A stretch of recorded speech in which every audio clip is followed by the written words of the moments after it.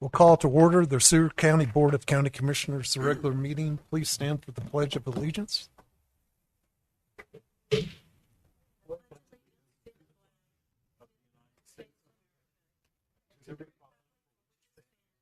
One nation under God, indivisible, with liberty and justice for all.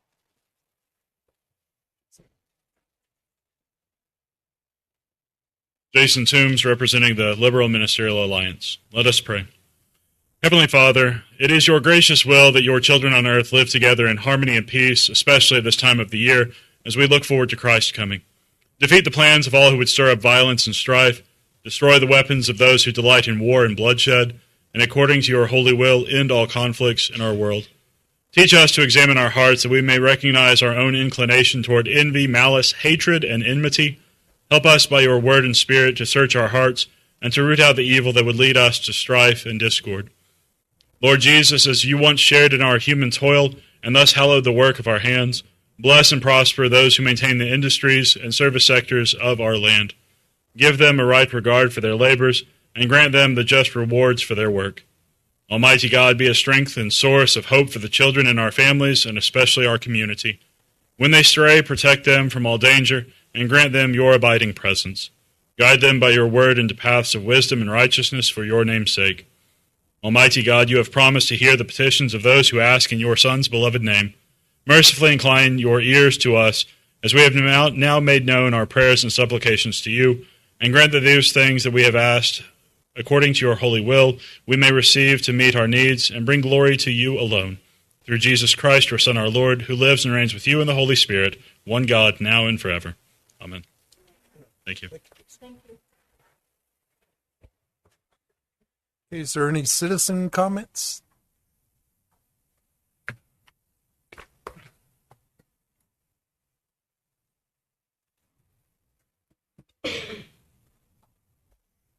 My name's Rick Madden, resident of Liberal Lifetime. I want to start off by reading the deal so I don't get off track. So here I go. I think we can agree that the data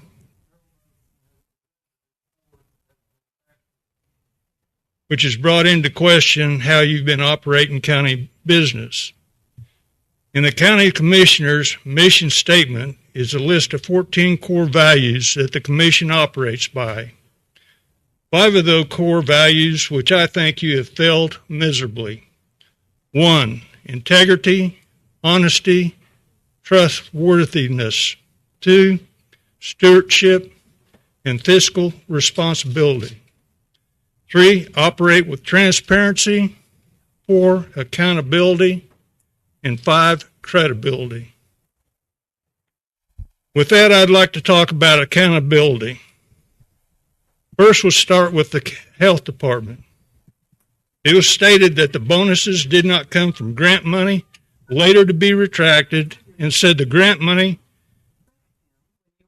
it was from the grant money, with the department head giving herself and others bonuses for 4 years. Let's not forget, for another grant for $38,000, which Seward County's matching part was for over $600,000, signed by one commissioner. The question I have, do you not question the rationale of what was going on? I'm sure every county personnel would like a bonus like that. So with that being said, it appears the commission rewards behavior like that instead of firing people for their abuse. Second, let's talk about the county administrator. I don't know what all her job entails, but let's assume one of her functions is to supply factual information to the commissioners. She has made comments to the commission that were not true. So where's the information coming from? Department heads or somewhere else? Again, there is no accountability. Third, the commissioner stated it is not their responsibility to do research on issues, but to be advised by the county administrator. How can you make an informed decision with only one person's advice? Remember, You get a salary and a benefits package in the range of about $50,000 a year. You would think there would be enough incentive to do a little research on your own. But the Commission repeatedly misinformed the public about several issues that the county is facing. First, with the mill increase, to the budget, having commissioners sign off on grants without board approval, and the auditor for the county stated that the benefits package was unsustainable. But I know the county would not think of cutting any of these benefits. Here's another problem that the county has. 4 years ago, it had a $7 million surplus, and it appears that will be cut down to $80,000 by the year 2026.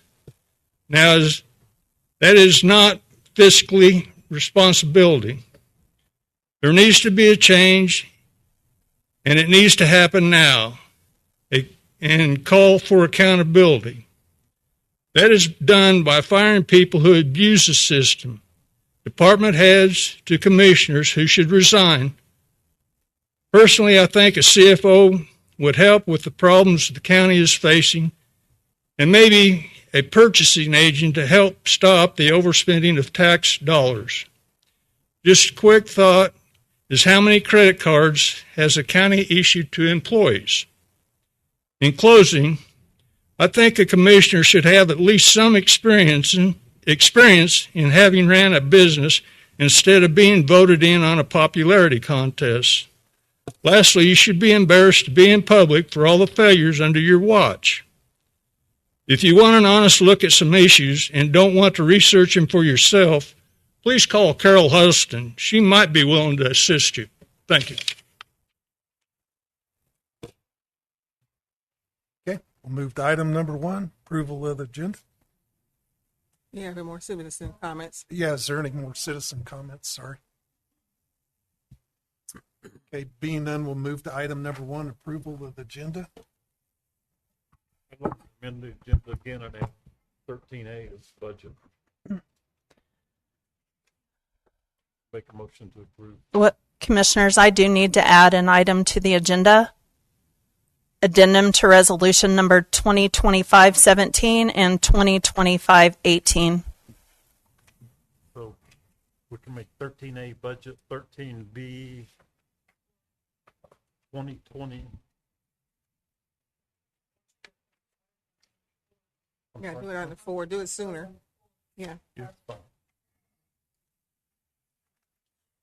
4A, oh, it's got 4B. resolution 2025 17 and 2025-18. I'll make a motion to add those 3 items to the agenda. You're making 13A the budget? Or you put, Yep. Okay. Is there a second? Yep, there's a motion by Commissioner Helm to add item 13A, budget, and then item 4A and B, resolution 2025-17 and 18. A second by Commissioner Stanton. Show of right hands for approval. 5-0. I'd make a motion to approve the agenda as amended. Motion by Commissioner Helm to approve the amended agenda, second by Commissioner Stanton. Show of right hands for approval. Nope. Move to item number 2, consent agenda. Second. Motion by Commissioner Abbott to approve the consent agenda as printed, and a second by Commissioner Fuller. Show of right hands for approval. 5-0. New employees. None that are present. Move to item number 4. Resolution 2025-19. Angela not new, April? Angela, everybody knows that she's our new HR person? Yeah, she was introduced at the last meeting. Oh, I was in Florida. I'm sorry, my bad. That's okay. Okay, move to item number 4, resolution 2025-19, execution of deed on fire department. Sorry, buddy. Good evening, Commissioners. So The Board of County Commissioners will need to hold a public hearing this evening regarding the agreement with the City of Liberal for them to purchase Seward County's interest in the fire station located at 110 West 15th Street in Liberal. The Board of County Commissioners will then consider execution of Resolution 2025-19, authorizing the sale of the property, termination of the Memorandum of Understanding with the City of Liberal, and execution of the deed. On November 30th, 2025, Seward County published notice of Seward County's intent to sell the interest in real property. This property is located at 110 West 15th Street, Liberal, Kansas. The City of Liberal seeks to be the sole occupant of the fire station and to purchase Seward County's interest in the same. The city offered the county $500,000 for their interest in this property. Notice was provided that a public hearing would be held this evening at 5:30 p.m., giving the public an opportunity to comment on the offer to purchase and related matters on the fire station located at 110 West 15th Street. So now, Chairman Carr, if you would open up for the public hearing. Yes, we'll close the regular session to open a public hearing.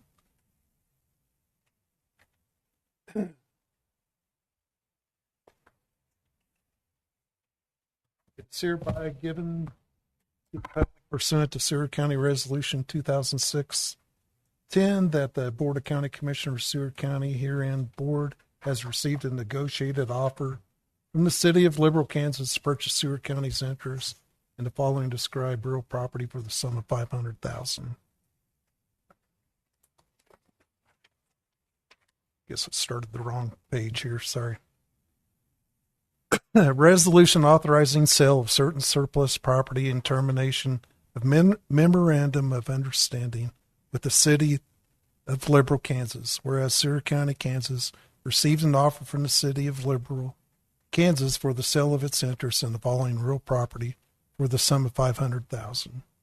A tract of ground out of the north half of northeast quarter of Section 32, Township 34, Range 33, described by meets and bounds as follows to wit, beginning at a point 560 feet west of the northeast corner of said northeast quarter, thence west on the north boundary line of said quarter, a distance of 222 feet, more or less to a point directly north of extended west line of the Light City Park as it now exists, thence south on 8 extended west line of said park, a distance of 347 feet, thence east parallel to the north boundary line of said quarter, distance of 220 feet more or less, thence north a distance of 347 feet to the place of beginning, it being the intention to convey that tract or area lying immediately west of the tract heretofore conveyed by C.M. Light and wife to U.G. Black, and north of the city park to the extended west line thereof. And whereas Seward County, Kansas published notification of the sale and allowed public participation at a public hearing, and whereas the Board of County Commissioners determined that the above real property was surplus property and was authorized sale of the interest in real property for the sum of $500,000. Whereas it is necessary to sign a contract, quit claim deed, and closing documents associated with the sale. Chairman Carr, if you would open it up to see if there's any public comment. Comments? Yeah. Right. And at this time, we'll open it up to public comments.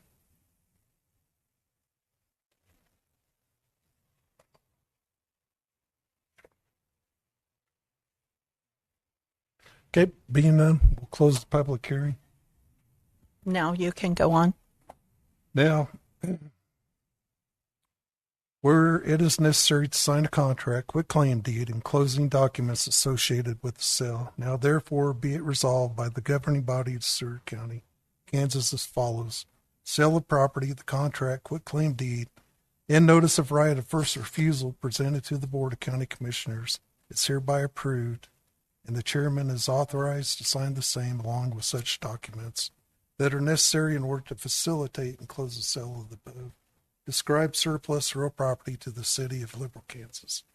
Further, upon closing of the contract, the chairman is authorized to sign a termination of memorandum of understanding of that certain memorandum of understanding with the city of Liberal, dated January 25th, 2017, and all amendments and supplements thereto, along with the notice of right of first refusal.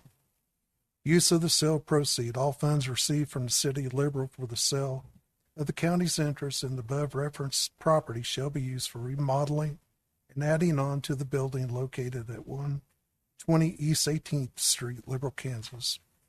67901. Any remaining amounts left should be used to pay off the lease purchase obligation on the building located at 120 East 18th Street, Liberal, Kansas.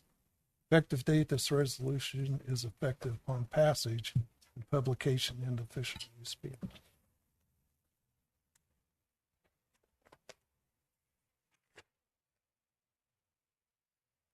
So, Commissioners, it is the recommendation of staff that you adopt Resolution 2025-19 to accept the negotiated offer, along with authorizing execution of a contract and a deed. So moved. Second. there's a motion by Commissioner Abbott to adopt the resolution 2025-19, and second by Commissioner Fuller. Show of right hands for approval. 5-0. Commissioners, at your work session held before the meeting today, you had asked Fire Chief Barkley to come forward to see if he could gather any pricing for you as to what it would cost for architecture engineering plans for the remodel of the 18th Street Fire Station, and I do believe he has a report.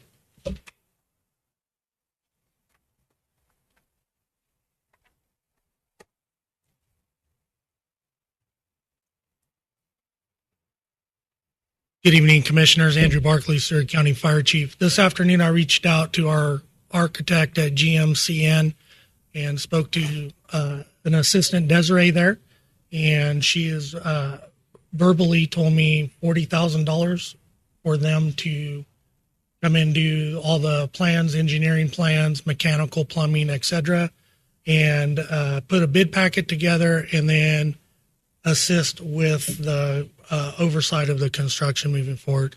If you will, if you wish, I will get that in writing tomorrow and we'll start making those things move forward. I move that we give Chief Barkley the go-ahead to work with the architects at GMCN. Second it. Okay, there's a motion by Commissioner Abbott to approve the fire chief to go ahead and move with GMCN. Gosh, I get that backwards all the time. Architects. There's a second by Commissioner Fuller. Show of right hands for approval. You want to comment? I think that we should put a dollar amount on it, a maximum amount, before we proceed with just 20. 40,000, Commissioner. But that's part of the. Okay. Okay. Any other questions? Show of right hands for approval. Okay. Thank you, Commissioners. Thank you, Chief Barkley. Item 4A, Resolution 2025-17. Where are you going? Sorry, I forgot that.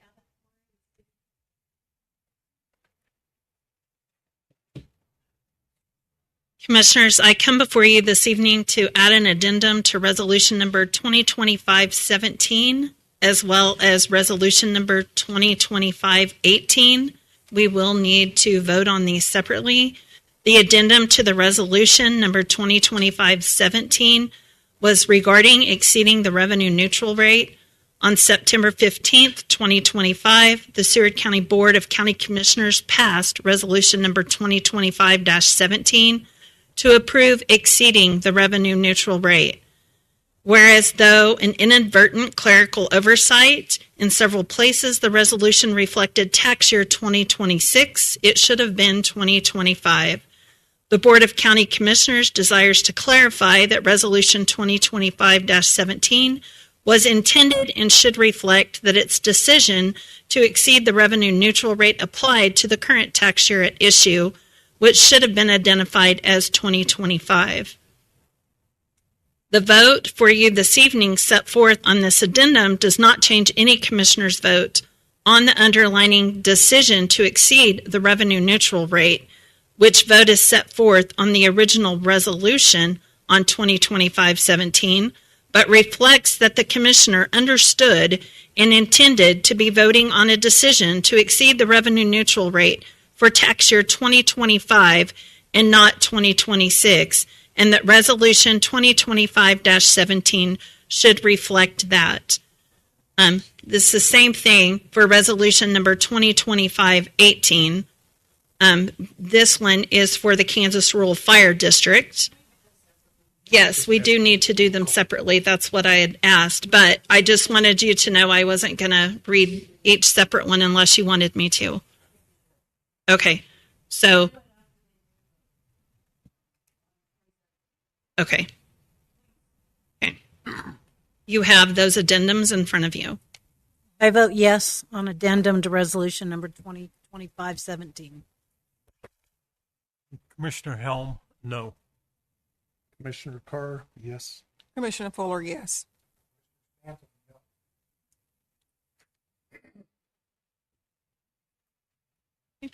And I have a question. What would you suggest? Would you like to address that for us? Yeah, I'm here. I worked with April on them this afternoon. She had sent drafts to me. I didn't get a chance to review them until it was middle of the afternoon, so I got them turned around. But it was within, it was after 3 o'clock this afternoon before I got them turned around. I'm just noticing that their resolutions, Commissioner predate. I'm just noticing that these resolutions predate the fire resolution we just voted on. And sequentially numbered, they're prior. It's because they're an addendum. They are an addendum to Oh, those the are the original original resolution. numbers. Okay. Yes. Yes. But they were prepared today, is that correct? Yes. This is after well, I'll let legal counsel handle that. If anything else needs to be said. So do you want me to read Read resolution? 20. They all voted, but there was no There motion. needs to be a motion. There Right, was no motion made. right. I move that we receive addendum to resolution number 2025-17. Second. Okay, there's a motion by Commissioner And I'm still a Abbott, yes. second by Commissioner Fuller. Show of right hands for approval. Oh, then we take the vote. Okay, I just said I'm still a yes. good. Steve? Still no? Oh. Steve Helm, no. Still yes? Commissioner Stanton, no. Speak into the microphone, Scott, so they can hear you. So addendum to resolution number 2025-17, addendum to resolution number 2025-17 of Seward County, Kansas. We're on 18. Oh, I thought she wanted me to read it after it was approved. You don't. So you don't need me to read it. Okay. All right. I make a motion that we approve No, addendum. she's going to read it first. Yes. Yes. Okay. Addendum to resolution number 2025-18, addendum to resolution number 2025-18 of Seward County, Kansas, Rural Fire District regarding exceeding the revenue neutral rate. Whereas on September 15th, 2025, the Seward County Board of County Commissioners passed resolution 2025-18 to approve exceeding the revenue neutral rate. Whereas, through an inadvertent clerical oversight in several places, the resolution reflects tax year 2026. And whereas, the Board of County Commissioners desires to clarify that Resolution 2025-18 was intended and should reflect that its decision to exceed the revenue neutral rate applied to the current tax year at issue, which should have been identified as 2025. Now, therefore, be it resolved by the Seward County Board of County Commissioners, Resolution number 2025-18 was intended, and this addendum shall clarify that the intent and belief of the Board of County Commissioners in voting to exceed the revenue neutral rate concerned the current tax year, which should be reflected as tax year 2025. Accordingly, each reference to tax year 2026 in Resolution 2025-18 should be read as tax year 2025. The vote set forth below on this addendum does not change any commissioner's vote on the underlying decision to exceed revenue neutral rate, which vote is set forth on the original Resolution 2025-18, but reflects that the commissioner understood and intended to be voting on a decision to exceed the revenue neutral rate for tax year 2025 and not 2026, and that the Resolution 2025-18 should reflect that. The addendum shall be attached to Resolution 2025-18 upon its adoption and shall remain in effect until future action is taken by the Seward County Board of County Commissioners, adopted this 15th day of December 2025. I move that we adopt addendum to resolution number 2025-18. Sutherland, Abbott, yes. Is there a second? Second.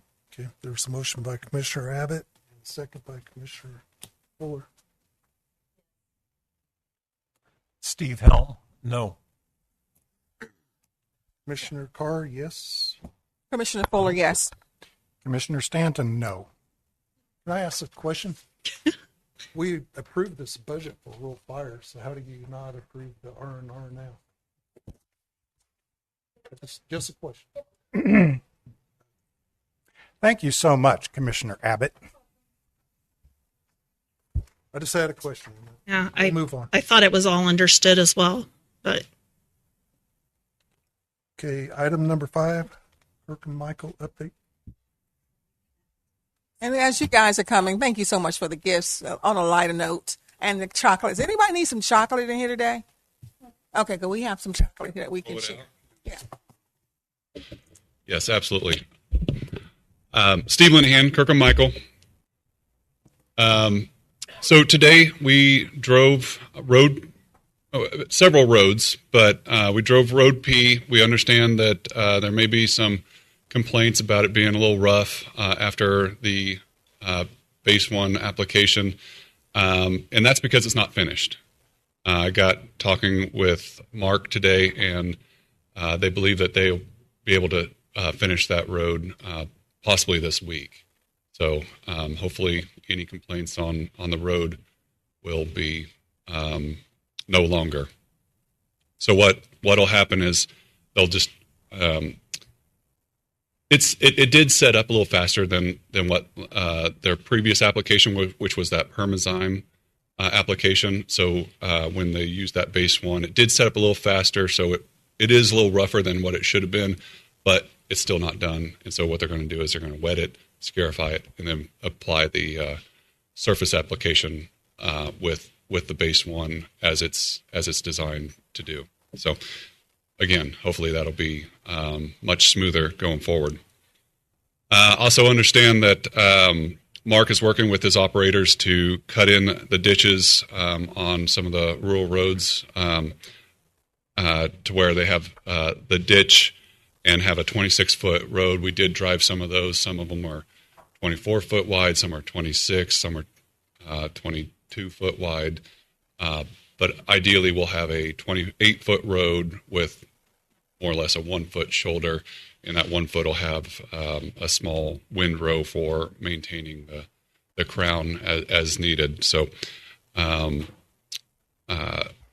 with that, we are working on an entrance policy that will reference some typical sections that will have that 28-foot wide road going forward, so that there's no question on size of road, how the ditch interacts, how the entrance going forward interacts with the county roads.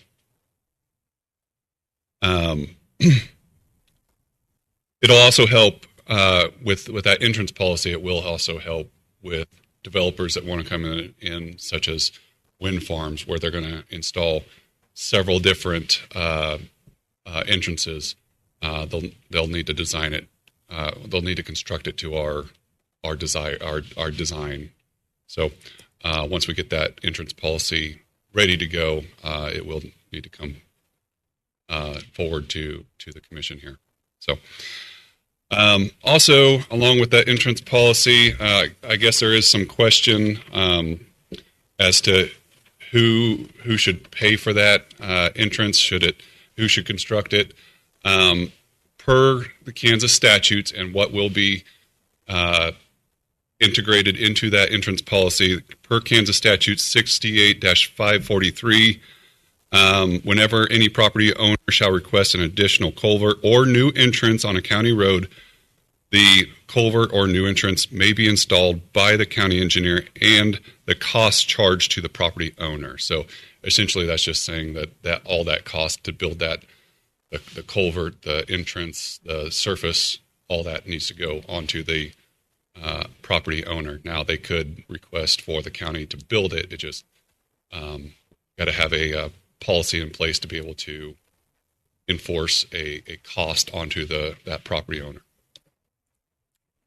I did have a question. I had a citizen concerned about apparently the county doesn't know how to dig ditches and we're messing up the roads. Can you address that? You have to be certified to dig a ditch and understand the dimensions of that is designed not to irritate people or just to tear up the roads because you have nothing better to do, but safety is always a factor. Yeah, absolutely. So we did go over that today. So my understanding is the road and bridge guys were trained, got some paid training a little while back on how to properly build ditches, and still kind of struggling with the old way of doing things and then the newer way of doing things. So Mark's working with his guys to do that. So we went on a couple roads that were done very well, and then a couple roads that the windrow was way too high, and it just needs some work. So he's continuing to work with his staff. Because he was an older gentleman. He was very concerned that the work wasn't being done properly. And he was, I guess if you get used to riding on a road wrong for so long, and then when it's corrected, it's like it's not right. So yeah. And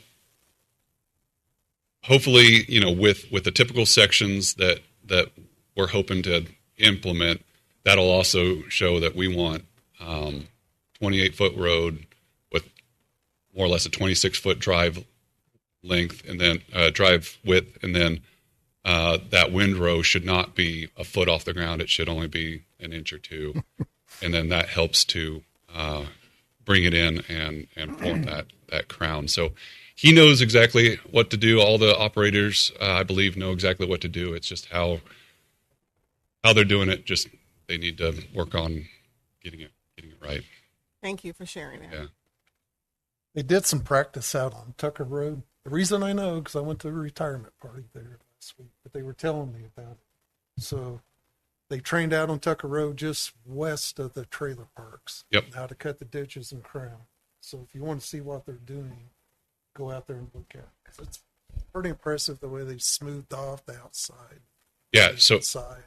Yeah. We drove that stretch as well. And yeah, ideally that ditch actually extends all the way out to that right of way instead of a small little ditch along the side. So we did receive compliments on Tucker Road. Specifically, Fred Bloom called to share his.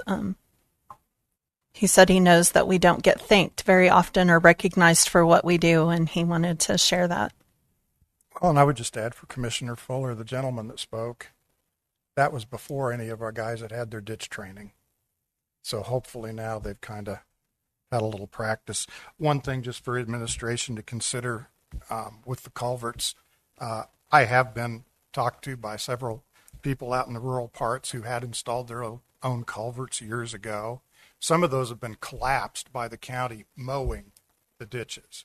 And so that should probably a situation where there would need to be some discussion about who's actually going to, are we going to reclaim those? Are we going to replace them? Who's going to pay for that? So, to put in the entrance, the statute. It's an existing entrance where right. the owner had put their own culvert in that was then collapsed by county mowing. Yeah. So going forward, the county does maintain that because they have to be able to maintain the ditch. So they maintain that culvert. So they've got it. So that is, yes, the owner needs to pay for the construction of the entrance themselves, but going forward, the county maintains that. And that's purely so that the county makes sure that we've got flow through the. Oh, no, I agree. So, yeah. I'm just saying we may have situations where we need to work out who's going to deal with something that's been collapsed. Mm-hmm. And that's maybe something Mark needs to be in on deciding. Yeah. Anything else? Okay. Just moving on, HRRR, high-risk rural roads, the culvert extensions on the Santanta cutoff.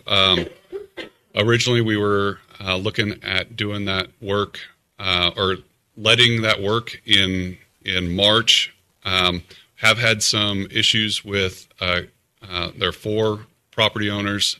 2 of them are under contract for sale, so that's really complicated the appraisal and the right-of-way acquisitions. We do have an appraiser who has come forward, said his fee would be $11,000 and would not be able to get to it until towards the end of February. So we're trying to get an estimate of just compensation otherwise, because like I said, some of those properties are for sale or under contract. I think one of them is going to be closing, I believe, this week. The other one may be as much as 6 months down the road because it's a 1031 exchange. If we were to know what that sale price is, then we think that might be good enough for an appraisal. Because that's the real value is who's going to pay, who's paying for it, right? So we're working on that, trying to get that all buttoned up so that we can actually let that work in May.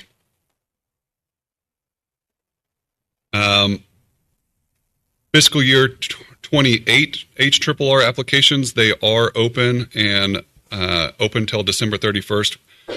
We are going to work on submitting an application for all new signs west side of the county, basically everything west of 83, and that would be what's called systemic modifications, and that is paid for 100% by KDOT if we were to win that grant. So we are going to file an application for that.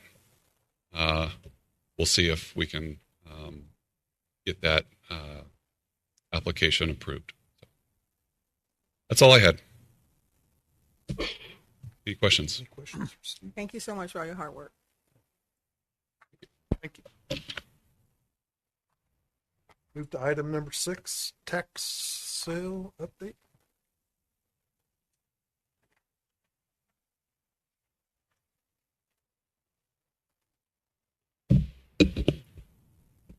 Evening, Commissioners. Mary Rose, County Treasurer.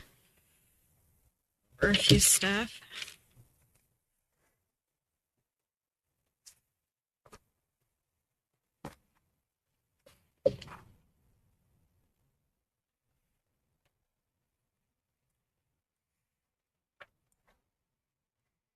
So we had the tax sale. That was Friday, December 12th, 2025. We had 28 parcels that were up on the tax sale. 2 were removed. Therefore, we did successfully sell 26. Out of that tax sale, we had 62 registered qualified buyers, and 43 of them showed up. And I'd like to say thank you to the public because we did receive all of our bidding paddles back for the next sale that will be hopefully going on in January. With that, We did have a total of 656,000 taxes due out of those parcels, and we did have 457,000 in proceeds. And we will be holding those proceeds at least for 14 days, make sure everything clears, and then we will be transferring them over to the county treasurer. I do ask tonight that to have a vote for a specific fund or a tax sale proceed. This is where all of the money would go into for a tax sale, and that would be held. The account, we do know the account number has been generated due to some confusion prior to the tax sale. I do need a vote to make sure when I receive those funds from the sheriff's office that I can deposit these in those funds moving forward in proceedings with all tax sales. So I will need a vote to create that fund and to deposit those funds in. The other thing moving forward is we are in full tax mode in the treasurer's office. And so on Wednesday, December 10th, I did get an update from Clendell Astrom about that tax sale. They are waiting on me to get the final accounting for the parcels that's going into that tax sale. Due to, I have not got them that information as of date, but that does not mean it is not coming. It's just I've been really busy and playing catch up from last week. We did have court proceedings in the district court, and so I did have a lot of traffic and need to address a lot of my constituents on that. So I have been extremely busy with that and the tax sale and other issues going on with taking in the collections of taxes. So as far as collections of the CVK, we are still in collections with that. They are still proceeding forward as far as doing court dates for people. The phone call I got today was the other proceedings will start Wednesday and Thursday of next week. They are sending those over for judgments as well. So that is with the collections on personal property. So we are moving forward with that. Any questions about the tax sale?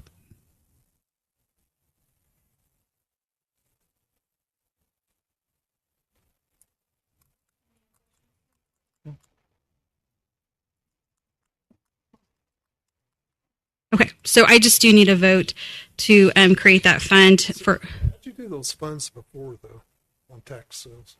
So I was not treasurer at that point in time. I do not know how they did that. I do believe at that point in time that maybe sheriff handled that, and then it went through district court. We're handling this a little bit different because we are contracted out through Clendell Astrom, who is. This particular funding has mirrored that. And so with that being said, the instructions of how we proceed forward with the funding was given to me. So I think prior to that, it was through the sheriff and they handled those proceeds and then wrote the county treasurer a check and then they put that money toward the taxes. But you've collected some. There was out of the 50 or 60 parcels, only 26, right? 26 were sold, 2 were removed, and right. They'll be put in the next tax sale. Redeemed, so where did Correct. that money go to? So that went on the tax books, the delinquent county redemption, delinquent taxes, and then distributed out. Nathan is in contact about some of the stuff that was redeemed through district court and those funds. But the county's portion? Like for the budget? The county's portion of the delinquent taxes that have been collected. So any tax that's collected in my office is then distributed out to the entities at distribution time, the 5 times of the year. So if I receive those delinquent taxes in March, they're going to be distributed out in May. Is that what you're asking? It doesn't go in a holding fund, like it goes in the delinquent. You've been collecting for a few months now. For what? For personal property, for people come in or paying up their personal property, delinquent personal property, and about half or more of the last tax sale, those properties were redeemed prior to the tax sale. And those are going into funds specifically for delinquent taxes. And then those funds are then distributed out at the time of distribution. So the Seward County distribution, where's that money going to go to? It goes to the general fund when it's distributed. It's a JE.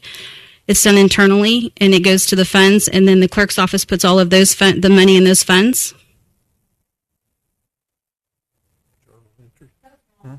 What do you? I guess I don't understand the question. The funds that the county the money that the county gets from distribution is done internally. It's done through a JE, which is a voucher, and those funds are put into those. That money is put into those funds. That's where I'm. Yeah, so I brought Right. this up. I brought this up before. I will just make the motion rather than arguing about it, that the Seward County portion of any delinquent taxes from the tax sale just held last week, or the CBK or the Clinda Osterman, that this county's portion, whether it be fees, interest, or taxes, would be deposited into a, for lack of a better word, the Arcalen repayment fund account. So it goes into, they each have a different fund for each one. Like 689 is current tax, 694 is delinquent. All of that money goes in those funds.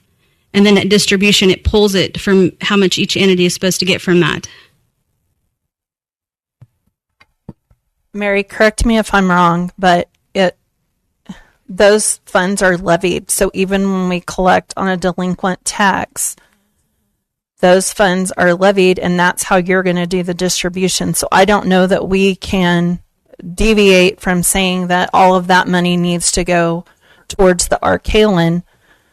Those taxes are set at budget time, and those levies are set. And so when she makes a distribution, that's where that money has to go on the tax distribution. And if they're delinquent taxes, it's going to show on their check what year it was paid for, and it's automatically going to pull that over to those delinquent, from that delinquent fund. I have a motion. Second. I just need you to. Can we get a legal opinion? Can we do this? Forrest, is this something we can do? In other words, could we create the fund Steve is talking about and put the delinquent taxes in there? That seems to be the question. Can we actually do that? Earmark it for the Arcalen fund. Just earmark it? Don't have a special fund? What? Or either Is way? he on there? Is there an attorney? Forrest, are you on there? Okay. You ask your question. So Turn it up so we can hear him, Scott. the delinquent, the county's portion, not the entire amount, the county's portion of the previous tax foreclosure sale, previous personal property collections through CBK, and the upcoming or current Clinda Osterman real estate taxes, those collections, my motion was to put that into the repayment fund for Arcalen rather than just in the general budget.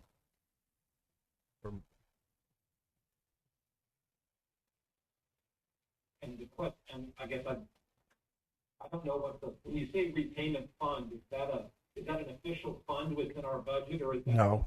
are you using the term fund legally or just generically that we want to set it aside for that purpose?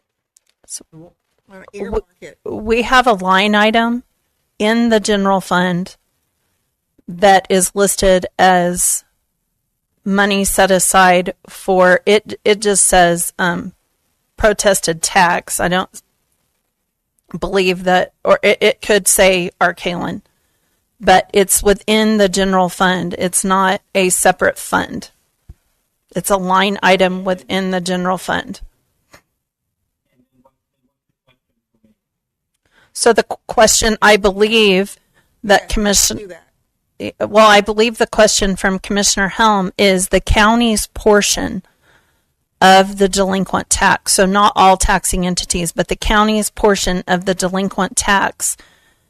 He is making a motion that the money that we collect on the county's portion of the delinquent tax, can it be set aside in that specific line item for repayment to the Arcalen ethanol pending case, or does it have to be, well, That was his question. Correct? Did I say that right? You're not seeking to amend the budget, you're just saying you want to make sure that money gets set aside and not spent on something else. Correct. So I just need to mention that we have budget hearings and we publish the budget to collect tax on certain statutory authorities. And so when she's collecting the tax, that portion has to go into each one of those, same with the city, school, every taxing entity. So you can't levy tax for one reason and put it over here for some other reason. You can change the budget or do a transfer within your budget, I would imagine, to do that. But in collecting taxes, you can't just change mid-year where you're going to put that money that you're collecting. I do know that for a fact. And it's mainly Well, if I understand the question right, the motion isn't to affect the money that's going to go to cities or school districts or other taxing entities. That money would be distributed to those entities. The question is, what about the tax revenue that's left over that would be the county? Yes. Correct. The county's portion only.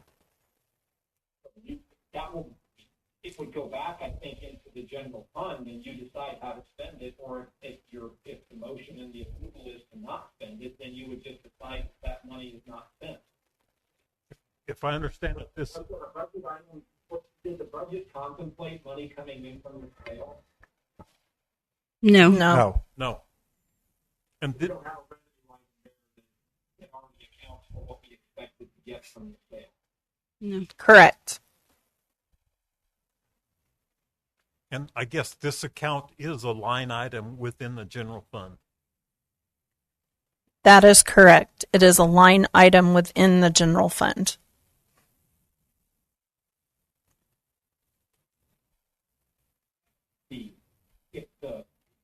I think the ultimate question would be, can you just set that money aside? The county's portion, again, that's all we're talking about, is the portion of those proceeds that the county will keep at the end of the day after everything else is distributed to the other taxing entities. Can you simply set that aside and make sure it doesn't get spent? And you can decide what you want to spend it on later. Your goal would be to spend it on the settlement,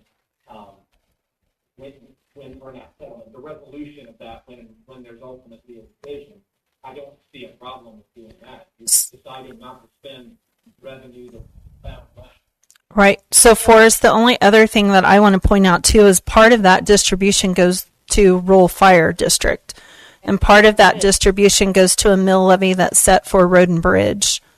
And to me, we're talking about two different things, but actually it's been combined into one. There's a difference between the delinquent taxes collected and the tax sale money collected. Correct. Delinquent taxes have to go to wherever they were levied for, period.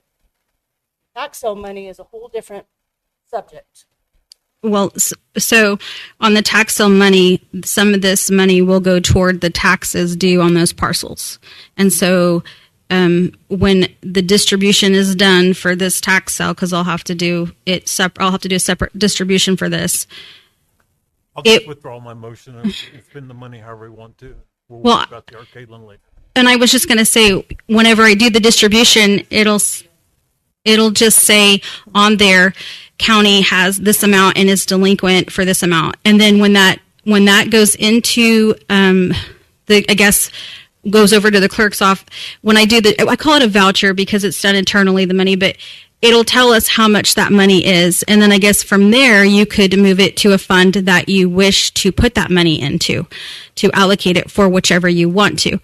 We would know at that point in time it is delinquent because anything after 2024 is delinquent. So it is possible to know the figure. It is possible to put it into a fund, but you're going to have to put it where we're supposed to go and then move it to where you want it to go. Does that make sense? So as Stacia was saying, have to do a transfer. Yeah. Correct. Correct. Yes, they are. Mm-hmm.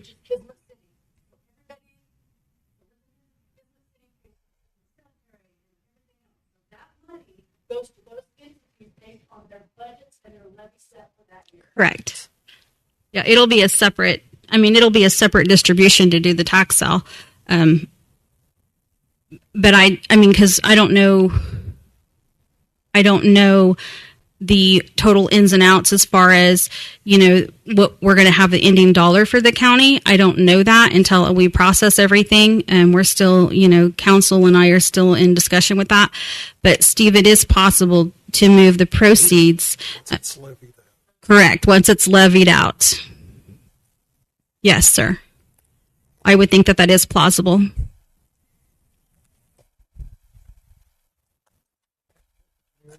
And that is why, what I understand from Clinton Lastrom is why they would prefer to have a totally separate fund for tax proceeds, especially for this, because of the steps that's going to have to be taken to do the distribution and all the payouts and stuff.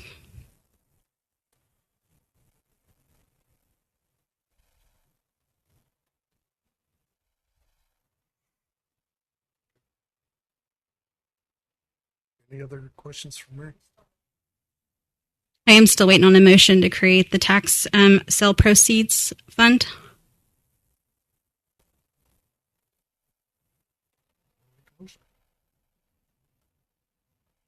Why is that necessary? I just don't understand why is it necessary. Let me see if I have that email.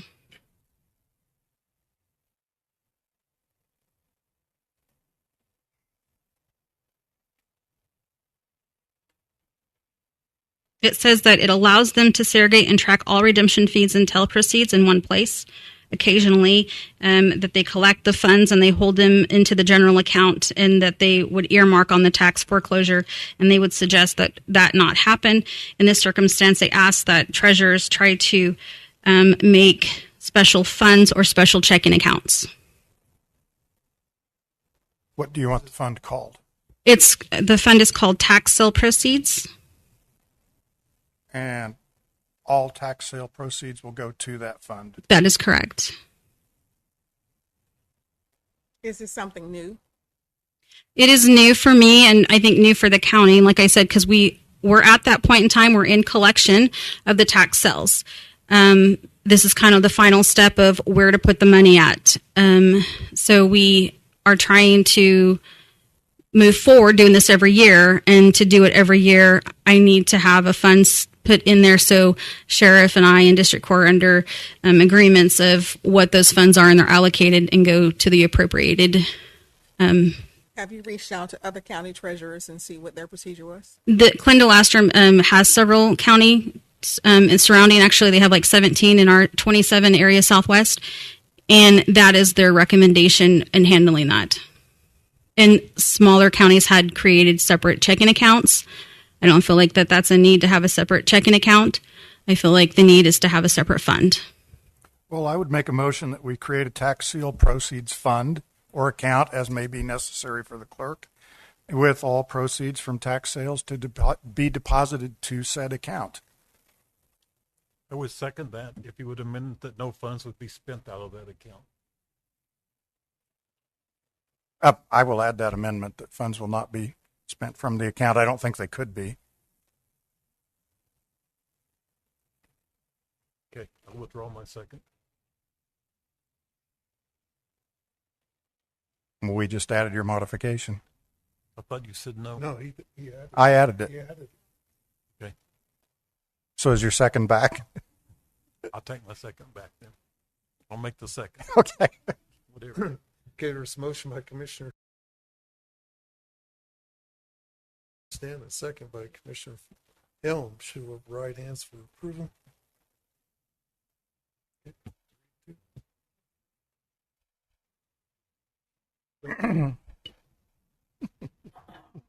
Okay, and I do want to just let everybody know, because it seems to be some confusion, how the tax statements went out.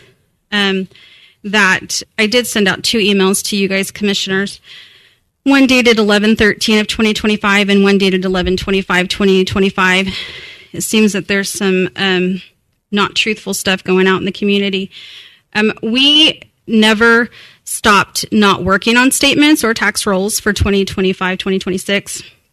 And I did send that email out on on October 31st, the clerk's office did give us those tax rolls.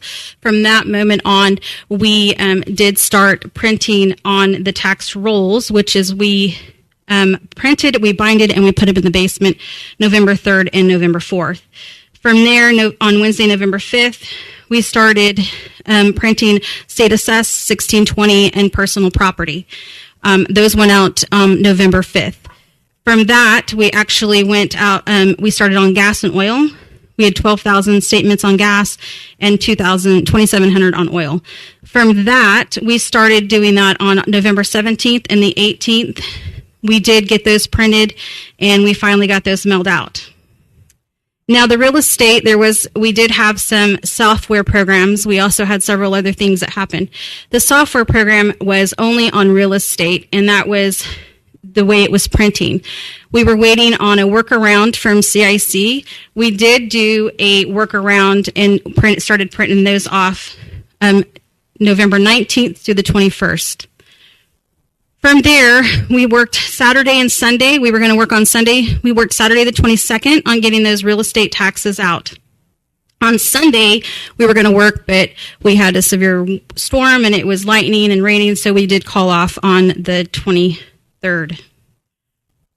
From there, we did go and we did put those in the mail on the 24th, right before Thanksgiving, because we had to finish up on that Monday, which was the 24th. I have my days right. Yeah, so we mailed them on the 25th.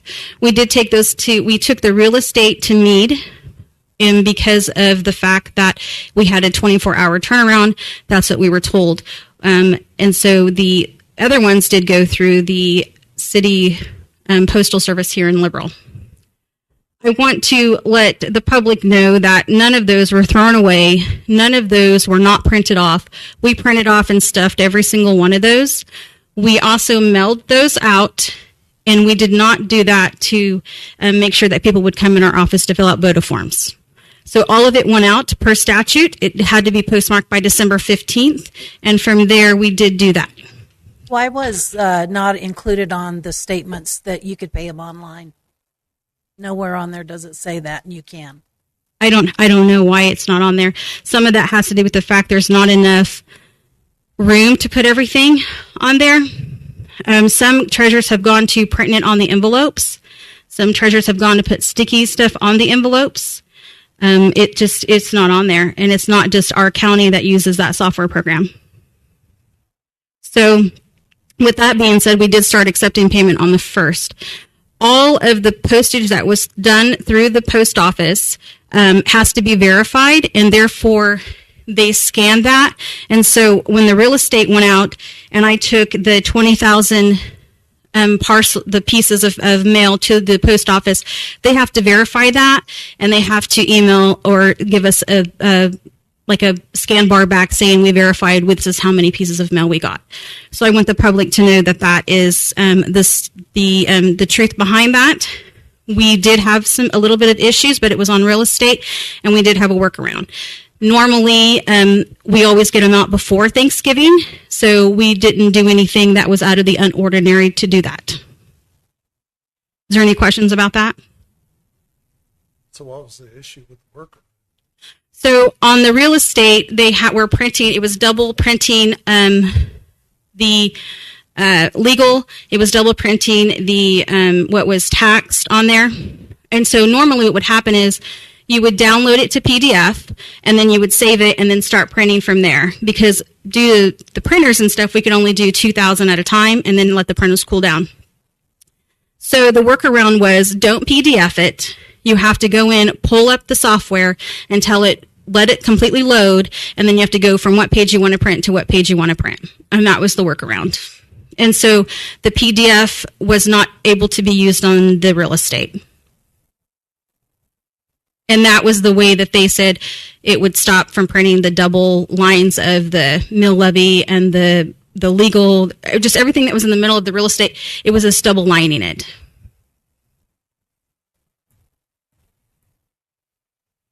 So what is the purpose of the blue sheet and the memo that you put on for people paying their taxes in protest on something that's in litigation right now? I don't understand what gives you the authority to do that. Okay, so I'm glad you brought that up. So whenever the tax year started, we had discussion within the community about the payment under protest. This is our payment under protest application. Normally we do these on white paper. This year, because we found out that the constituents of Seward County were going to be doing illegal mill levy, which I had never heard of before, I decided that we needed to get our I's dotted and our T's crossed. Okay. So, but I'm going to get there. Just one moment. You said, I decided. Who said? You just said, I decided. Who's over you? Who do you? I decided what? You just said. I decided to call Board of Tax Appeals. So we decided that we were going to use two different forms. This is where I was going with that. We decided that to use the yellow one, which goes to the county appraisers, and then the blue one was going to go to the county treasurer. We wanted to see what kind of paper we had in stock so we didn't have to charge any more money to the taxpayer. Talking to the county appraiser, I said, are you okay with blue being the illegal mill levy and yellow being the valuation? And she said, I think that would be perfect.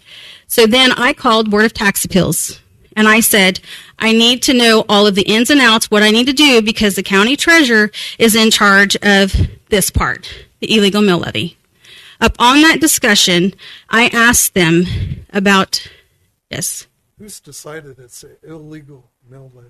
That's my word too. It says it on there. But who made that decision? Who decided that it was that you could make that claim? It's a state form. Any taxpayer can file that form. It's on BOTA. Right or wrong, they can file it. It's not local. That's not. So Okay, I misunderstood. okay, so It's already an illegal. It hasn't even been decided by BOTA whether it. so I am And just if you- abiding to what the constituents are asking for. They asked for the illegal mill levy. My office is for resources. So I printed this off, put it on the webpage. Everything else, I didn't know it was, I called BOTA, I've talked to them. When I was talking to them, I asked them if I noticed, we went through the whole sheet, one line for line, how to fill it out, what I needed to do. They told me that the form had to be notarized. I said, is it a conflict of interest that my office notarizes or anybody of the county notarizes it? They said, absolutely not. I said, is it a conflict of interest if my office helps fill this out? And they said, absolutely not, because you also do the payment under protest. I said, okay. So we got through that. Then after that, I started having people come in, and I asked them then, I said, I have people coming in that has stuff that they want to put on there. I said, what is it that I need to do? And I said, would you accept a label? And she said, yes, we would accept a label. I said, may I send it to you and you look over it and tell me if that's acceptable? Now, I am in contact with BOTA every single day this week. So 5 days out of the week, I am in contact with correspondence or a phone call with them. There is nowhere on this label that it has the opinion of the treasurer, nor the opinion or recommendation of the county treasurer or the county. My office is simply giving them resources. The comment was made if the taxpayer paid for this. I can't even believe that was even a comment or a question, because the taxpayer pays for all of this. All of the resources, everything that is done here is done with all of this, whether it be evaluation or an illegal mill levy. And it's a service that we provide. I'm sorry. We were just I'm asking sorry. who decided it was illegal. That word, because did you talk while you were talking to BOTA 5 days a week? Are they aware that we are in litigation right now? Yes. And so, and you're saying to me that they approved you putting labels on things and allowing the citizen. No, I'm not putting them. The citizen is at their discretion to put this or put that on their own words. If they choose to do that, then that's up to them. This is not saying you need to put it on there. This is not saying, let me give this to you and tell you what it says. This is just saying it's there if you would like to use it, or if you would like to use the verbiage, because I don't know what's all going out there, but here's what I have. But you're not discouraging it. It's almost as if you're insinuating. How do you know I'm not that you discouraging provide it? it for them. I am being asked questions about it. That is not true. I have told them that if they choose not to fill out the illegal mill levy, that Illegal. that's what it says on That's it. the title of the form, just so everybody understands that. Where did Why you get would- this statement that you are putting on the label for everybody to put it on there? Because They don't have to. If they choose to not to, Said, where did you get that statement from? it was a statement that was given. So, Who asked you? the constituents did. Who's the constituents? The people that vote me in. My office is in charge of making sure that they have all the resources available. By no means is this a persuasion. By no means is that. But it is, if they wish to use this, they may.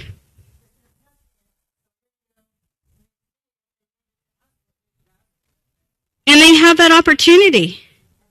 They have that opportunity.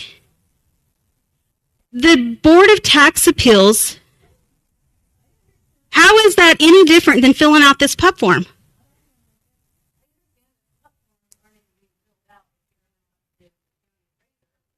They are being filled out. We've had several. These are being filled out. they're not completing the form in its entirety. They're just signing their name and turning it into her. She has So no idea what we have copies of these that are taken, and we also have the stuff that has to be given to them before we give this to the county appraiser. These are being filled out. These are being filled out. They are being filled out in my office per statute, and they are being sent to the appropriate person. I have not had any complaints, nor have I had anything that said what we were doing was wrong. It would be no different than me giving them a pen to fill out the form or the paper to do it. Well, it was brought to us today by said constituents who were concerned about the You gonna tell form. us who those people are? No, because you guys aren't willing to tell yours either. So, Oh, you guys now. Okay, let's move on. I think Let's move on. Oh my gosh. So that's where we're at with that. Any other questions?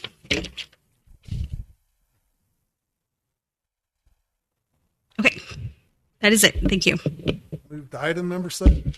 We need to bring this back from the table. So there's a motion to bring it off the table.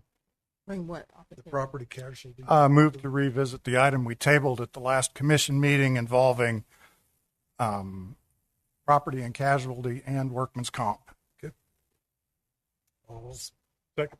Okay. There's a motion by Commissioner Stanton, second by Commissioner Hill. Show of right hands for approval. What are we doing? Revisiting insurance again. Okay. 5-0.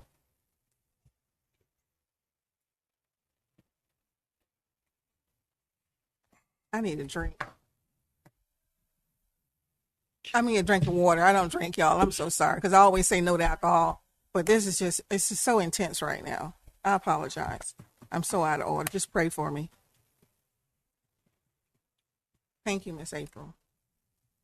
Lord have mercy.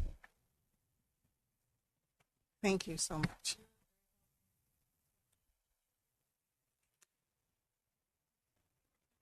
Commissioners, we held a work session earlier today. In response to the item being tabled, I did not have additional questions from commissioners regarding questions that they wanted to ask. There were questions that staff reviewed this week. I did have the opportunity to visit with K-Work and K-Camp while at KAC this week to get some answers to the questions. We went over those today. You do have representatives here from Iron Insurance Partners, and you also have a K-Work representative in the audience. I don't think anybody from K-Camp.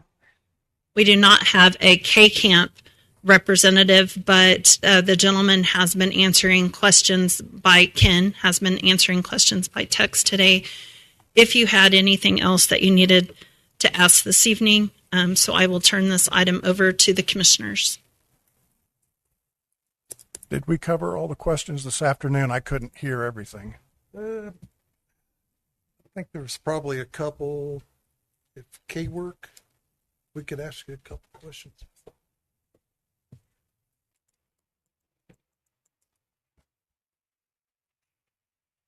How you doing, Steve? Good. I think one of the questions was that possibly K-Work didn't use the mod rate.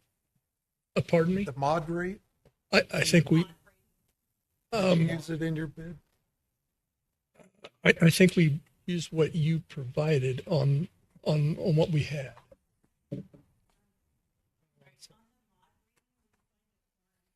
For you guys to be able to obtain our mod rating. Right. But as far as it being included in the bid, It's right there on the back. I think it was. Okay. 1.6. So there was. Or 1.45, sorry. Okay. Yeah, It's printed on the back of the form with the itemization of the bid. I got their new one. That's okay. It's on the back of this page, April.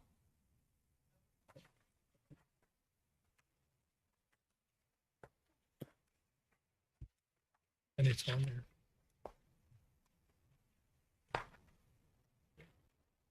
Yeah, I believe it was. Okay. 1.45.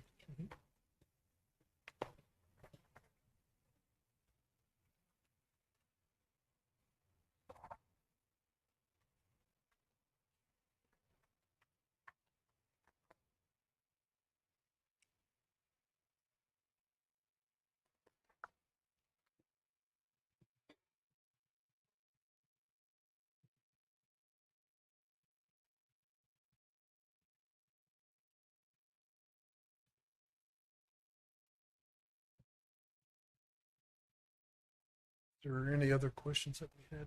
K-Work?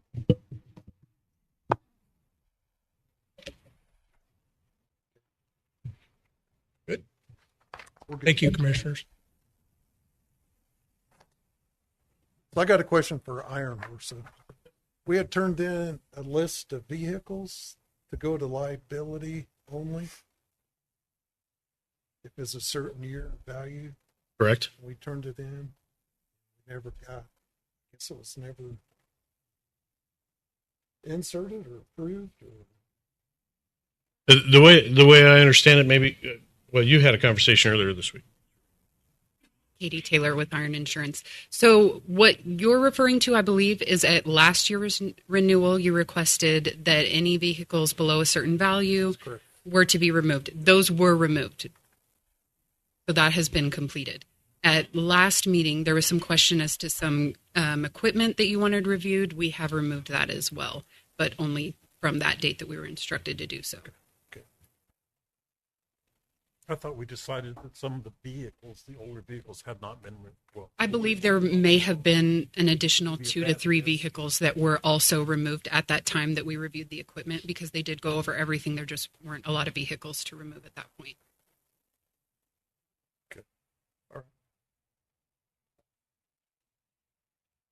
Is there any other questions that we had?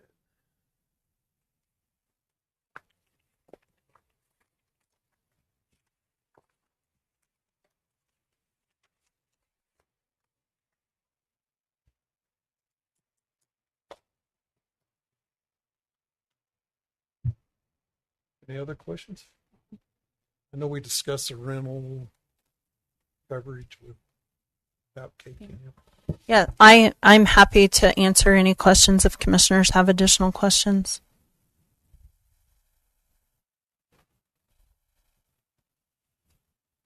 I know they had a question about if a piece of equipment is disabled or destroyed, and if the county would have to rent that piece of equipment until something is found on somewhere. Mm-hmm. Who covers that cost? And I know we cover the cost, but is it reimbursed and up to how much? So K-Camp's answer to Brock when he had that discussion with them was that they would work on that with us. To see that specifically in a policy, I don't know that we saw that specifically in a policy, and I don't, Katie, or are you guys able to answer that on behalf of Iron Insurance? I don't.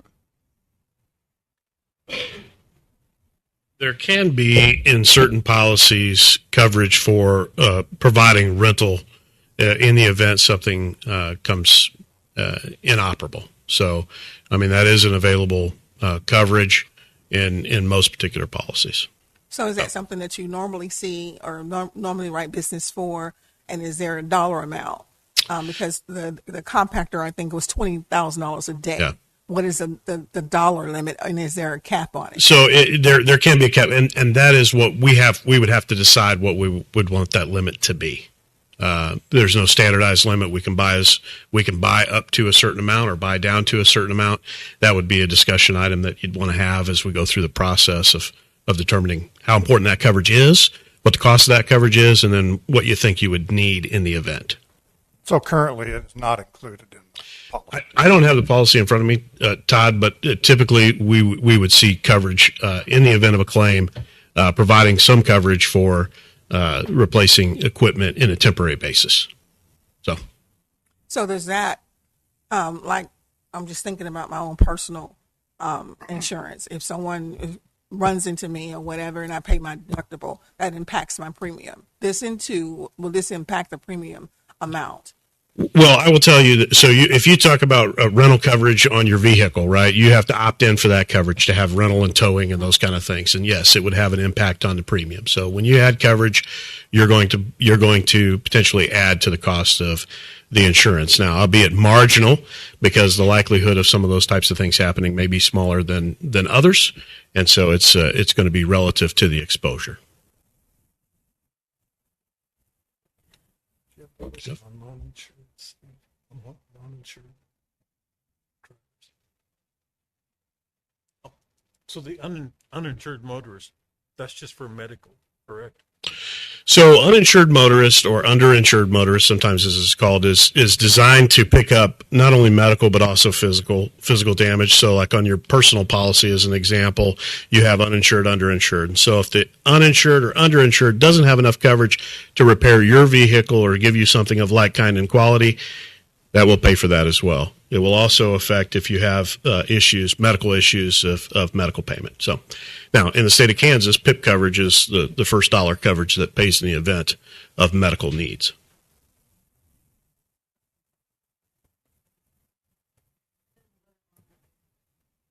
There is like the limit for PIP coverage in the state of Kansas, $27,500 is the most you can buy. Yeah.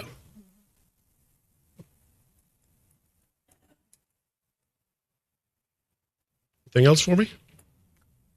I'm good. Okay. Thank you.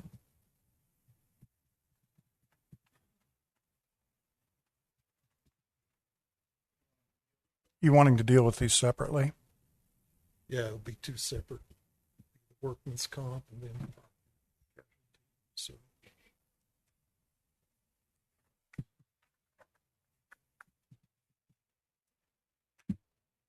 Put it out to commissioners.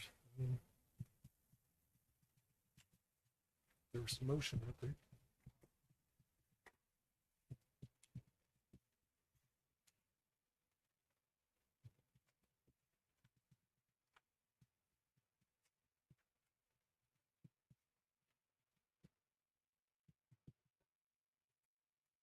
Well, if no one else is speaking, I will make a motion that we accept the policy offered by K-Work, covered by their cover letter dated November 19th, 2025. That is for the workman's comp.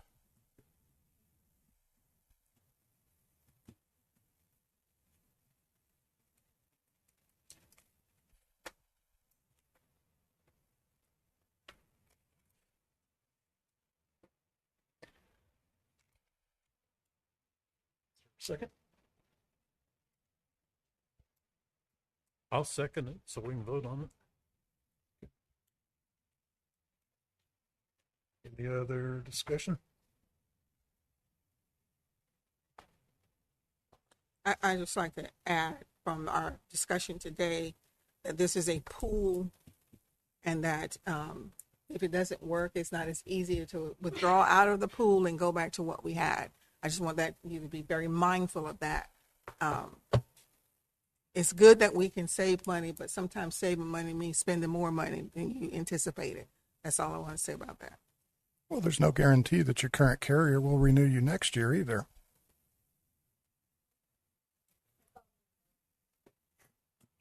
Okay. Show of right hands for approval. Passes. We'll go with K-Work for workers' comp.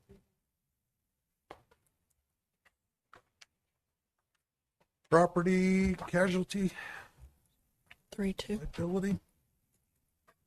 The 2 women didn't vote for it. The 2 women did not vote for it. Have there been any modifications to the original K-Camp proposal, or is it as written? As written.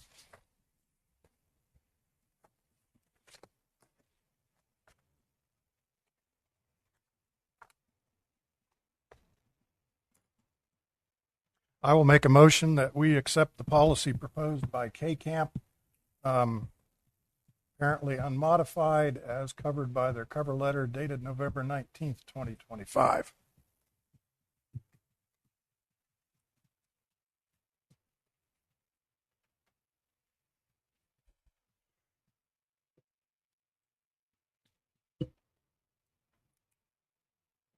I'll second it again so we can vote on it. Any further discussion?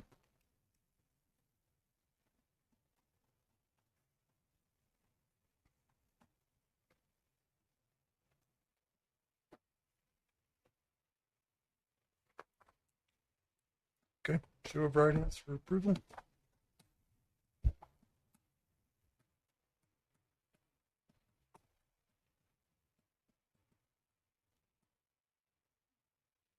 Okay, noes?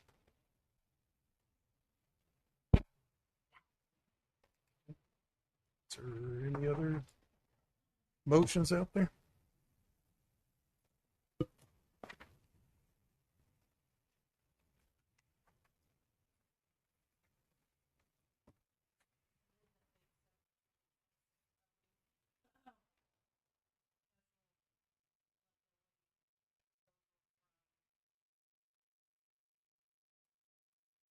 Iron. A second. Motion by Commissioner Abbott to accept the Iron Horse proposal. Just iron. Just iron? Okay. I don't know where to get horse. I want to say horse too. So I think it's oil filled, so. it goes together. For the 2026 property casualty and liability. Show if there's a second. Are there A second by me. Mm-hmm. Are there concerns about the cost we're incurring here? I mean, the discussion we had prior to bringing the other company in to make a bid was concern over the cost.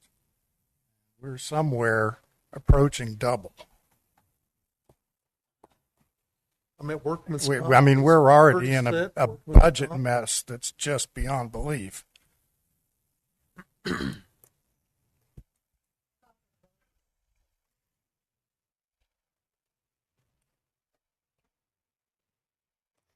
I mean, I also worry about coverage too. Well, we have 85 counties, 105 counties in Kansas, 5 of them self-insure, 85 of the remaining 100 are using this group. And there have been, I think, some minor issues here and there, but nothing substantive. It's a huge amount of money. I mean, somewhere over 2 mils.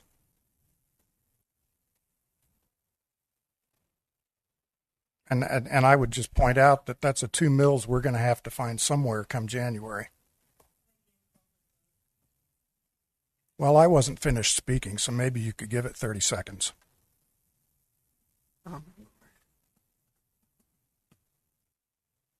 That's funny also, I assume. Well, good for you. All right, hey, let's go.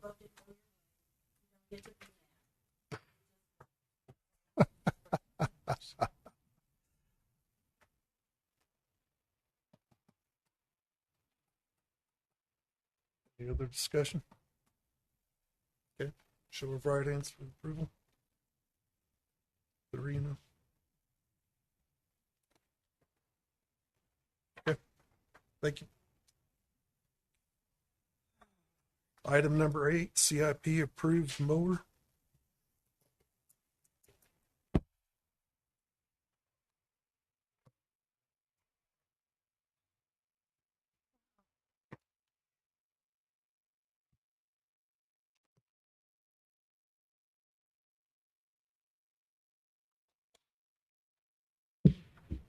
Good evening, Commissioners.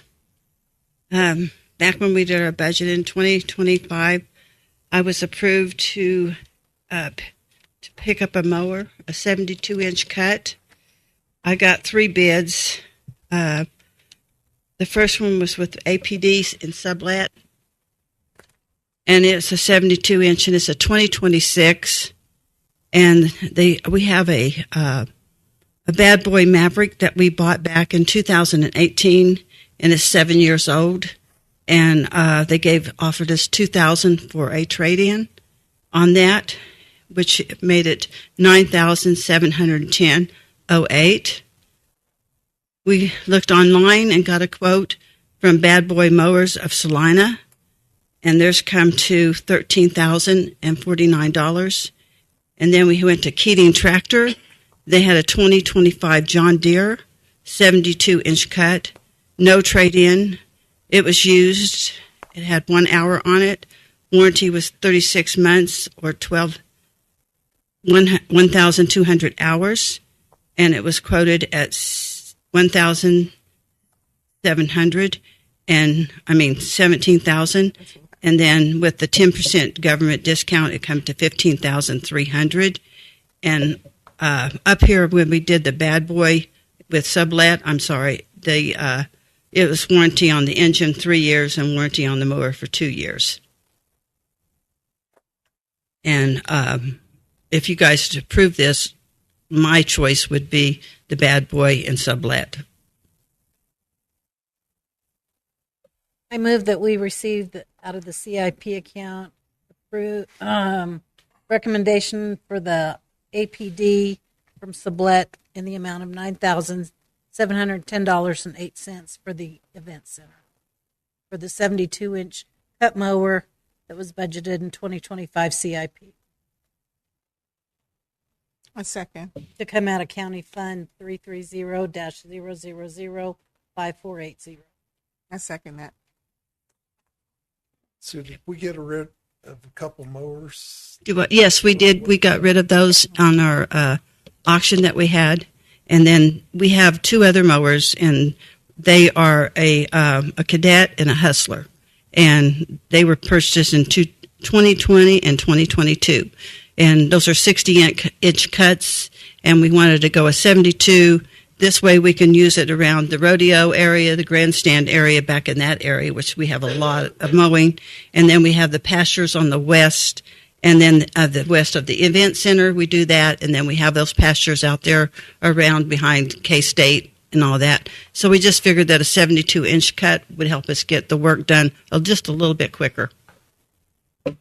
So this will result in 3 working mowers. Do what, Steve? This will result. This purchase will give you 3. That's all the mowers you have is 3 working mowers. Yes. Mm-hmm. No junk mowers sitting around or. Well, we do have a grasshopper that we've been working on, trying to get it to run.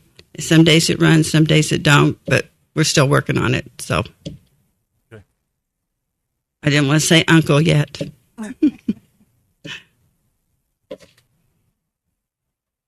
Does anybody have experience with this brand? I don't. Bad Boy? Yeah, I know a couple people that have them. When you come for me, bad boy, bad boy. They're made in Kansas, aren't they? I don't know where they're made of, but I know a couple people that do have them. They've been reliable. So you're going to get rid of the grasshopper if you get this one then? If we have another auction? No, if you get this mower, you're going to auction that grasshopper off there. Yes, if we do, yeah.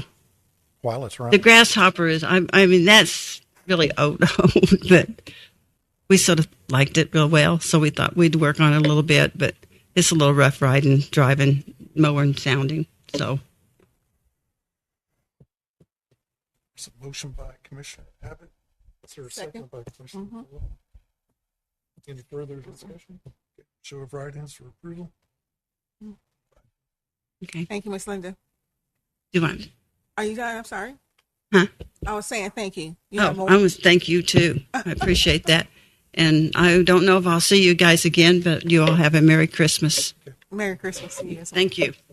Item number 9, grant acceptance. Andrew Barkley.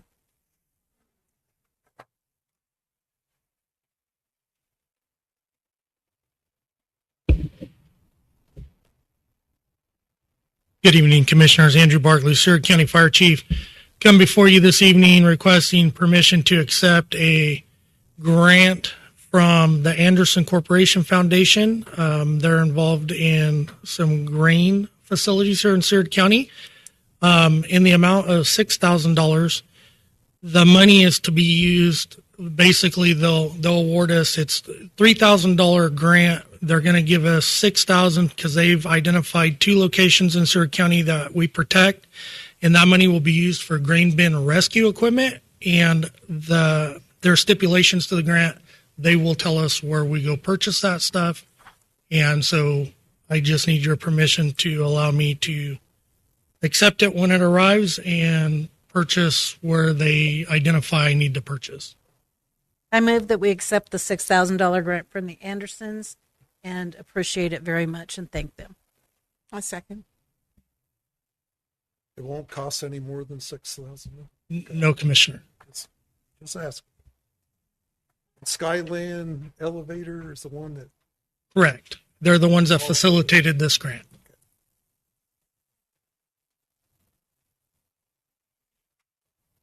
There was a motion by Commissioner Abbott to accept the grant of $6,000, second by Commissioner Fuller. Show of right hands for approval. Thank you, Commissioners. Thank you, Chief Barkley. Item number 10, Seward County Fights Addiction Fund Grant. Kayla Jinko.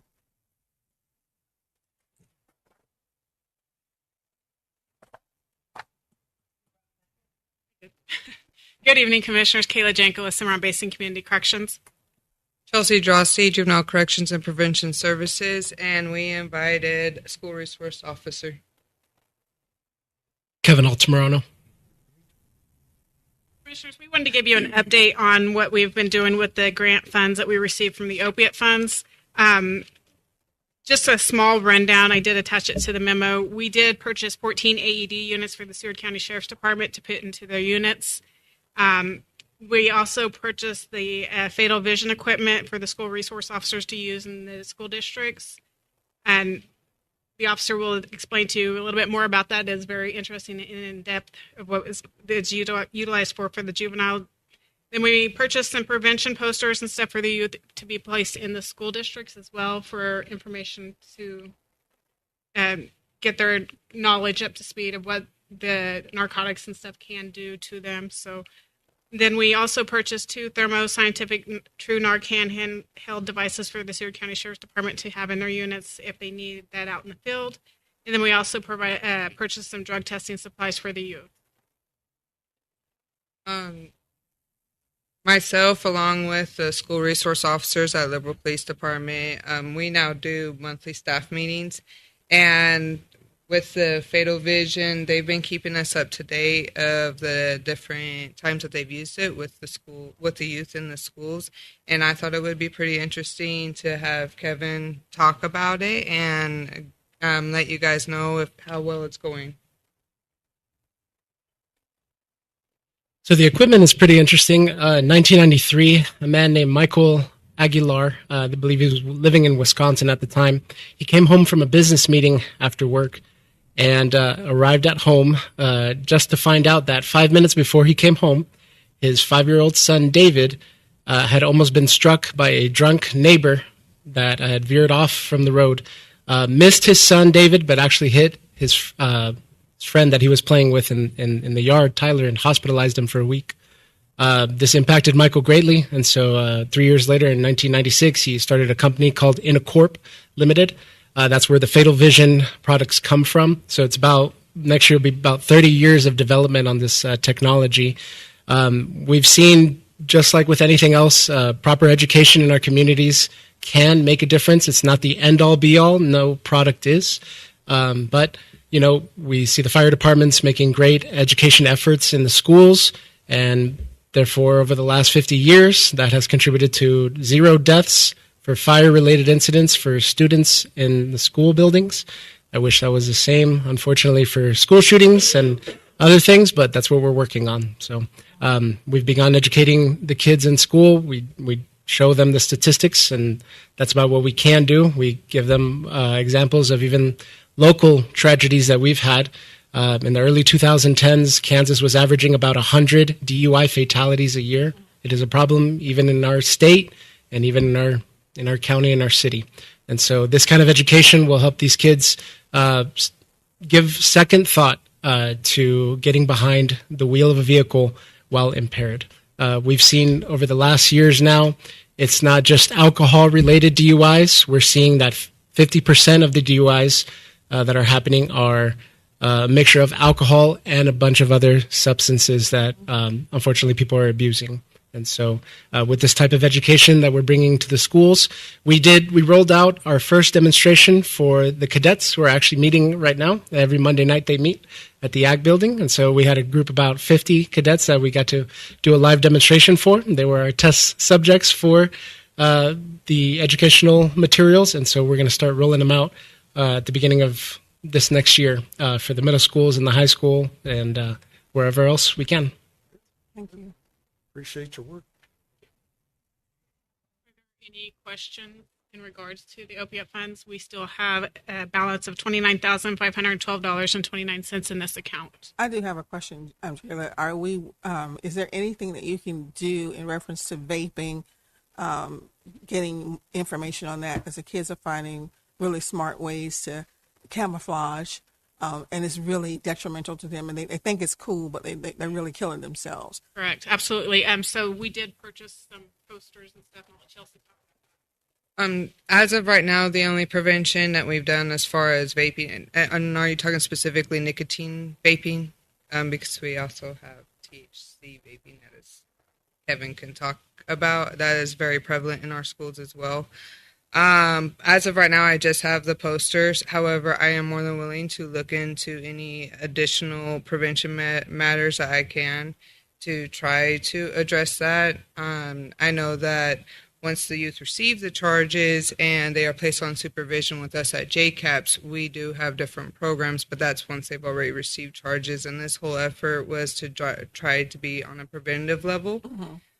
So I am more than willing to look into any other preventive options as far as vaping specifically. I can't guarantee that there will be as much on nicotine. There will probably be more on the THC, just based off of what we've seen. But I can still definitely look into it and pursue that. I know that there are containers to discard drugs, and containers for you go to the library, you can just throw your library book in there. I would think something really cool and informative and just kind of help the children think and skip the vape and just, anonymously discard it and just help them to continue to educate.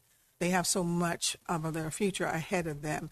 And this is just another thing that seems to be really cool, but it's deadly. So I was just thinking it's something as I know Barbara Bush, I'm dating myself, so just say no, but just something that will just help them think and have a place where those things can be discarded, whether it's I don't know what the school district would allow it to be on campus or somewhere in the library where it's, something to kind of get that out of their hands because they know how to hide stuff. You have to all remember us when we were all teenagers. We did stuff that, and when you say don't do something, it's enticing to them,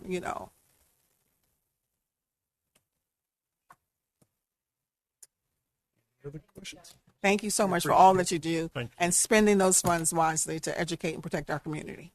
Thank you.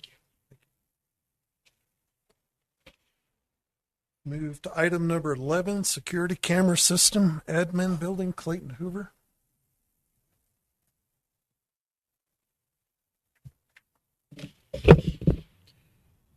Good evening, Commissioners. Clayton Hoover with the IT Department. Earlier this year, we had proposed a quote for some security camera upgrades and some access control, as well as the panic buttons from Verkada, and it was quite a bit pricey. So we kind of scrapped that and just kind of went back to the drawing board. And I know Simon has put a lot of work into doing a lot of the research. He kind of took the lead on this, but what we have for you on the security camera system, just for the admin building, since this is the oldest camera system basically we have, I've been here 14 years and it was here when I got here. So the admin building security cameras have a lot of age on them. And we have right now, I think, 4 cameras that are down. So the quote we've got was for a Unify camera system. So it's going to be basically the same hardware as what the Verkada project was quoting out as far as the cameras go. I know a couple of commissioners had set in on some of the Verkada demonstrations, and a lot of the portal, a lot of the app, and the camera, the hardware is just basically the same thing, just kind of rebranded for Verkada. So what we're proposing is to replace the security camera system here with an NVR system. What Verkada had was also a cloud-based unit, and that's where the licensing fees came in, and that's where it got kind of expensive. But the camera system that we're looking at here, this Unify, we can have our own NVR system on site, store everything here, so it'd just be a one-time purchase. So there wouldn't be any licensing fees or anything going forward. And we could also handle the installation in-house too, so that would save quite a bit of money. So the system that we've got, CDW, came in the cheapest. Now that was for 8 cameras, and it's an access control starter kit, which would get us going on the access control for maintenance the way they use on their door lock systems. The NVR and N7 hard drives that would fill the NVR. Total cost on that coming in from CDW was $4,875.75. When I was putting this packet together to go on the agenda, I did get a call from our treasurer's office stating that they had a customer in there that lived across the street to the east, to the east of us, and wanted to know if we could look at our cameras to see he had something stolen from his property. So we did check the camera system, and I don't know, in your packet, I think there is a Surveillance 1 document that I put in there. Shows the camera that we were looking at for that east parking. And anyway, you can't see anything at night. There's nothing there. So the system, like I said, is 14 years old. Some of those cameras aren't working, and the ones that are so grainy and pixelated that you can't make anything out. So it's been due to be replaced for some time now. And I think this is a much more economical way of doing it rather than the cloud-based Verkada system. It would be a lot better, a lot cheaper, and good quality equipment. How many cameras are currently in here? We have 18 cameras currently in our system right now, and we can phase these out. Like I said, this would be for 8 cameras, and then I think the specs in there showed that as right around $250 a camera. So next year I'd like to go ahead and phase out the rest of those cameras in the old system and get everything off of that system by early next year. And I'd like to add a few more. Like I said, 18 is what we currently have, and we have some dead spots that we could definitely fill out, some places that need some attention. So the system that we're quoting right here will handle up to 24 4K cameras. It would handle, what was the other? The 7 hard drives will handle the additional. So it'll just be a matter of buying it. Correct. Cameras Yeah, only. correct. No licenses. Nope. No, there wouldn't be any licensing. It'd just be the one-time purchase of the hardware. We could implement that into the NVR system. What's your anticipated lifespan on these cameras? I'm going to say at least 8 to 10 years. Like I said, they're the same hardware as Verkada was quoting, and they gave a 10-year warranty on theirs. So I see no reason why. What are these warranted for? You know what? I do not know if I've got that on there. You know if there was a warranty on those, Simon?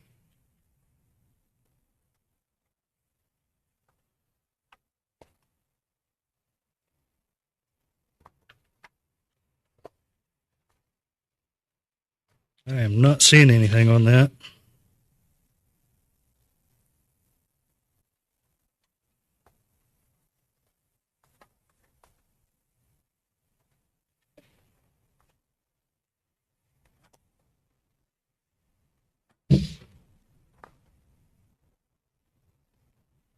Not seeing anything there, but that's Could we what just verify that before you actually went ahead with the purchase, that there is a reasonable warranty?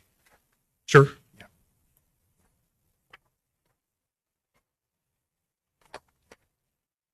I'd make a motion that we purchase the 8 cameras, access control starter kit, NVR, and 7 hard drives at a cost of $4,875.75 to come out of from CDW-G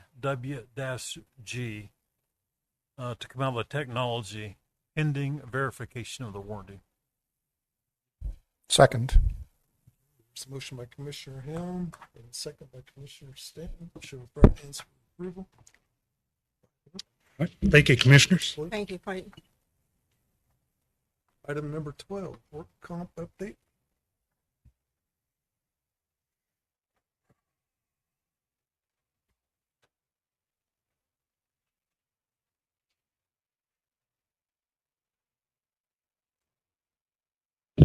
Good evening, Commissioners. I will pass out the work comp update to you. Please note, because it does go back to 2022, there is a front and back to the sheet. I know that Commissioner Helm had asked me to look into some of the information across the top. INC means incurred. And then, of course, the paid total, paid claim, paid medical. And if we have other questions on what the further titles are, please let me know and I will obtain that information for you.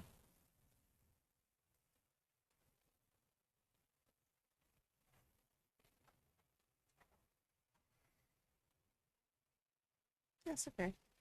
It's been a long day. Thank you.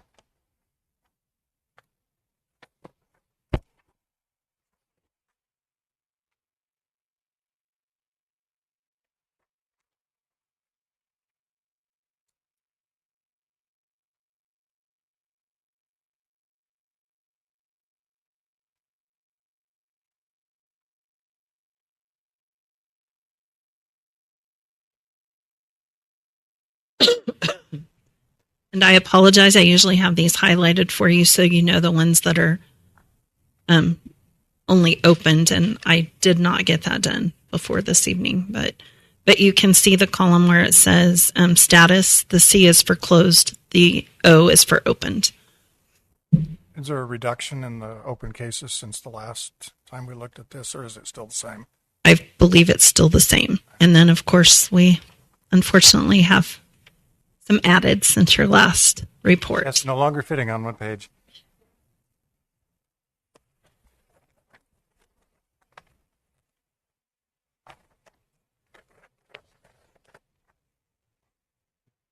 Move to item number 13, escrow agreement reimbursement of remaining balances. Yes.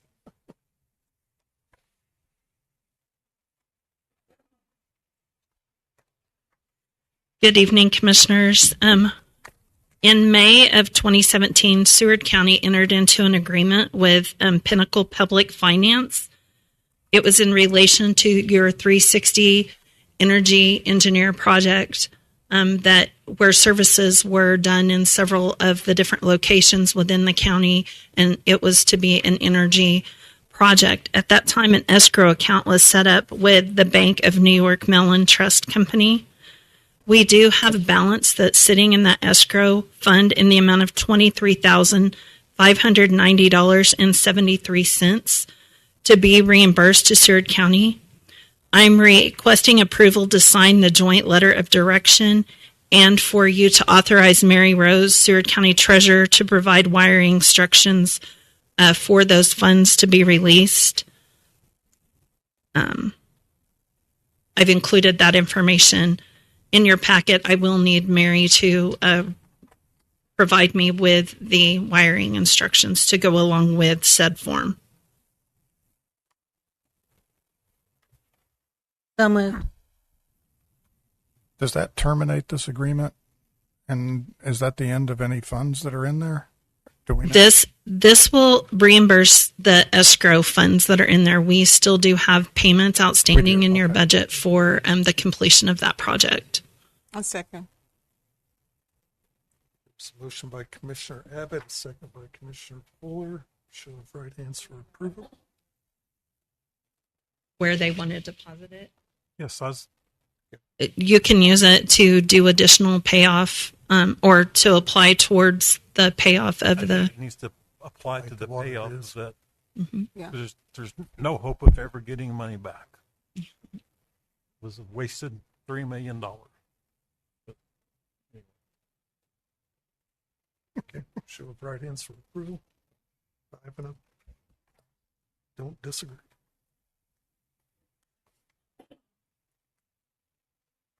Okay, item 13A.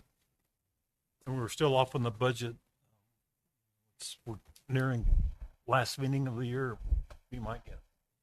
That's a special meeting. So we're coming into the new year.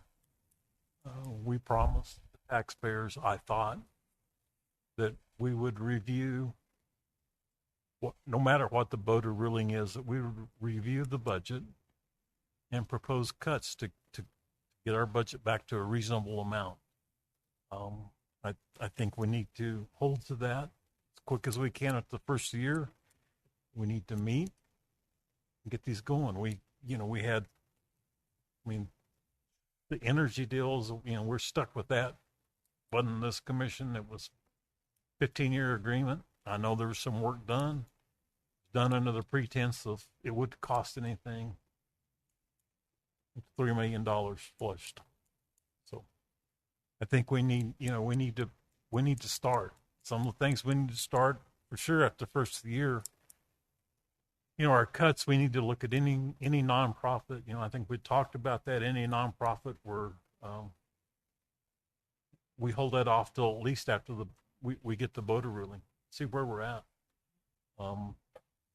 Like credit cards, quit buying clothing, I know Sheriff Department has uniforms, Fire Department has uniforms, but other than that, there's no need to be buying clothing. Just a pet peeve of mine, no candy, no pop, no ice cream. That's just my idea. So we need to look at travel.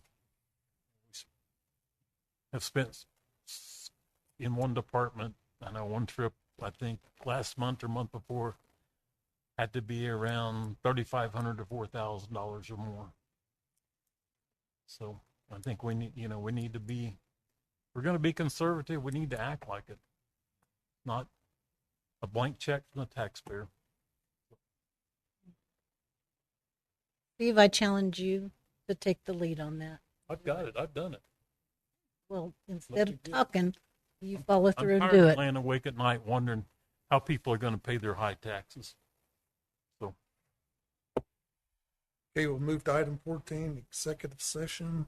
I was going to say something if I could. All right. I think it was 2 weeks ago, might have been 4 weeks ago, there was discussion about were we going to bring salary increases and raises before the commission. It is correct, we would have to modify Resolution 2020-02 in order to do that. So if that's something we're going to consider, then we should probably look at what parts of that resolution need to be modified. I mean, we could put it on the next agenda with the yes or no, like we normally get with the resolutions, either yes or no. And is that something we need to have Forrest look at and Probably. draft? I don't know how you would do a new resolution or make a modification to this one, but have him draft whatever's necessary.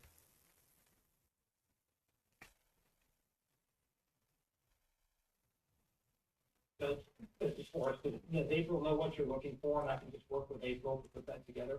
It's resolution 2020/02 that would just need modification so that at least for a certain period of time, I don't know what that would be, that salary increases or raises of any nature would need to come before the full commission due to budgetary constraints.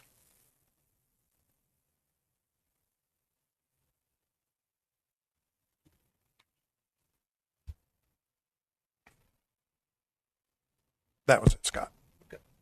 And I don't know if that, just a thought, if that can include other elected officials or not. Do we have any say so? You can discuss That would be Forrest. I'm not comfortable answering that question as it regards to elected officials. I don't know if you're able to offer any advice on that this evening, or if that would be something that we would need to get back to them on. Well, I don't know what the original resolution said, so I guess I'd want to take a look at that before I could offer an opinion on what we can do. And generally speaking, if you're talking about increasing,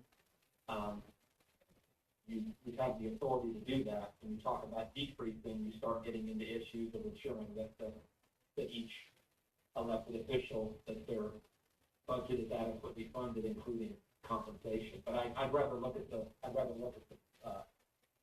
the resolution that you're referring to amending before I offer any kind of opinion. Sounds good. I will send that tomorrow. Okay. The other? Okay. Move to item 14, executive session, personnel. Hello. 20 minutes. A 5-minute break. Yeah. What? Yeah. Okay. Let's take a break first. Well, we can make our time. Okay. I move to recess into executive session for consultation. No, personnel, I'm sorry. Wrong line. I move to recess into executive session for discussion of personnel matters of non-elected personnel under KSA 75-4319B1 for 20 minutes to include the commission and April Warden, and that's it.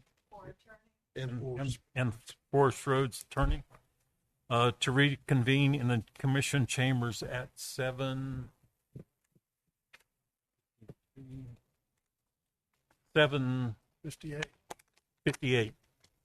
We'll take a 5-minute recess and then go into executive session. The discussion will be personnel. Is there a second? Okay, motion by Commissioner Helms, second by Commissioner Abbott. Show of right answer approval. 5 minutes.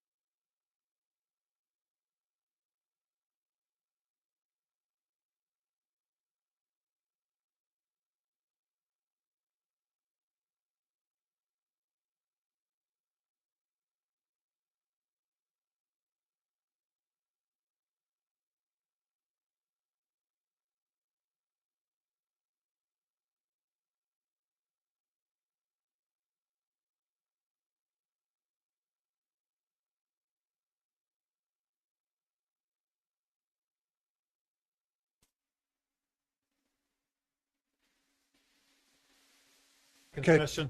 Please get We're Sheriff back in Ward on the session. phone. Please call Sheriff Ward. I move to recess into executive session for discussion You of don't know personnel me, matters. Stephanie, we're in the meeting. I move to recess into executive session for discussion of personnel matters of non-elected personnel under KSA 75-4319B1 for 15 minutes to include the commission and April Warden, to reconvene in the commission chambers at 8:14 p.m. The subject matter of the discussion will be personnel matter. Okay. Is there a second? Show of right hands for approval.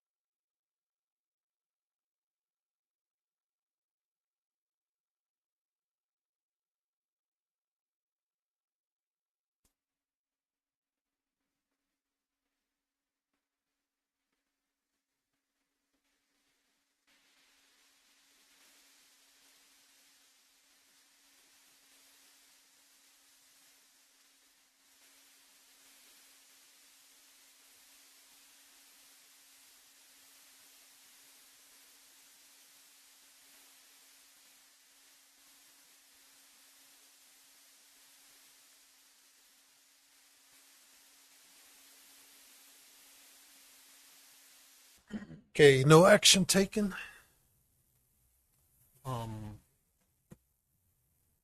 So I move to recess into executive session for consultation with our attorney, which would be deemed privileged in the attorney-client relationship under KSA 754319B2 for 5 minutes to include the commission and April Warden and Forest Roads, to reconvene in the commission chambers at 8:21. The subject matter discussion will be, and Brock also. Brock Feiner, and the subject matter will be, I'm sorry, Pending litigation. pending legal. Got a second? Second. Show of right hands.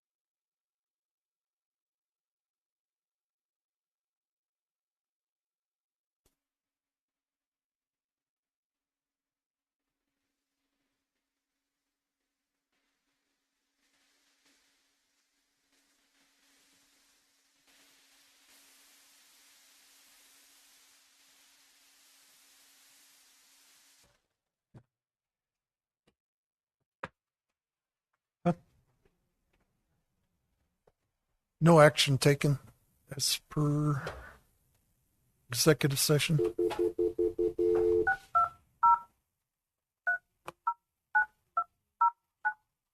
Please enter your password followed by the pound. Please record your name after the tone. Press pound when you are finished. Seward County.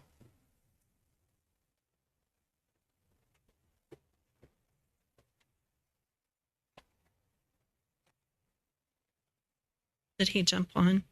Huh? Did he jump back on? Back on force.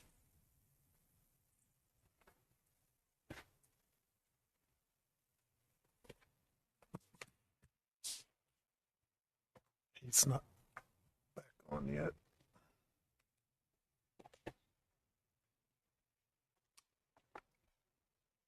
We don't necessarily need one for this. Yeah. But, I mean,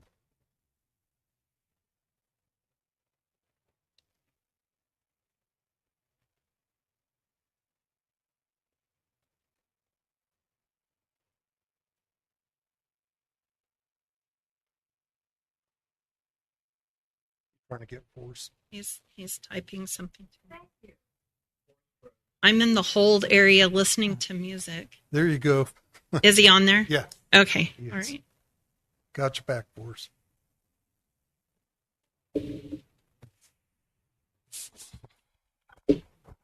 Okay, we'll move to item 15. Okay. Administration comments.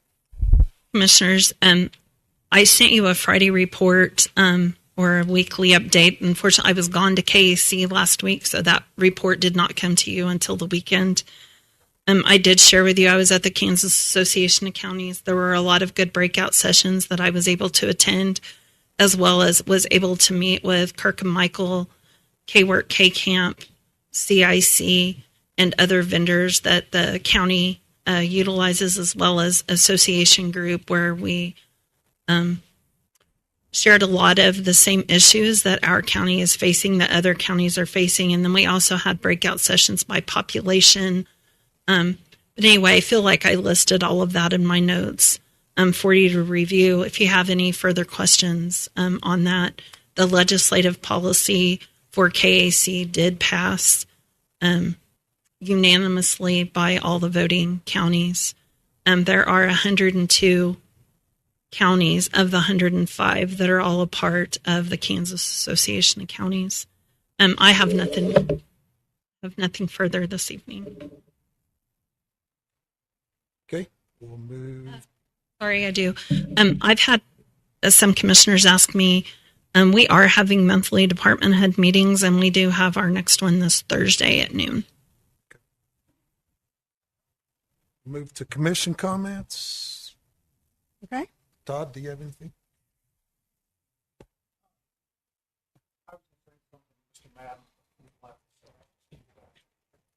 Okay. Mr. Helm, do you have any comments? Persephone? Yeah, I'll come to her. Oh, we started with Todd, right? Yep. Scott, can I Getting go? all jumbled up. You're going to mix us all up. No. I don't have any comments other than, Merry Christmas and Happy New Year. It doesn't even seem like, weather-wise, it seems like it's spring or fall. So sooner or later, we're going to have to pay up. So that's all. Okay. Move to Commissioner Fuller. December 15th, 2025. To Seward County Administrator April Warden, Seward County Board of Commissioners, County Commissioners.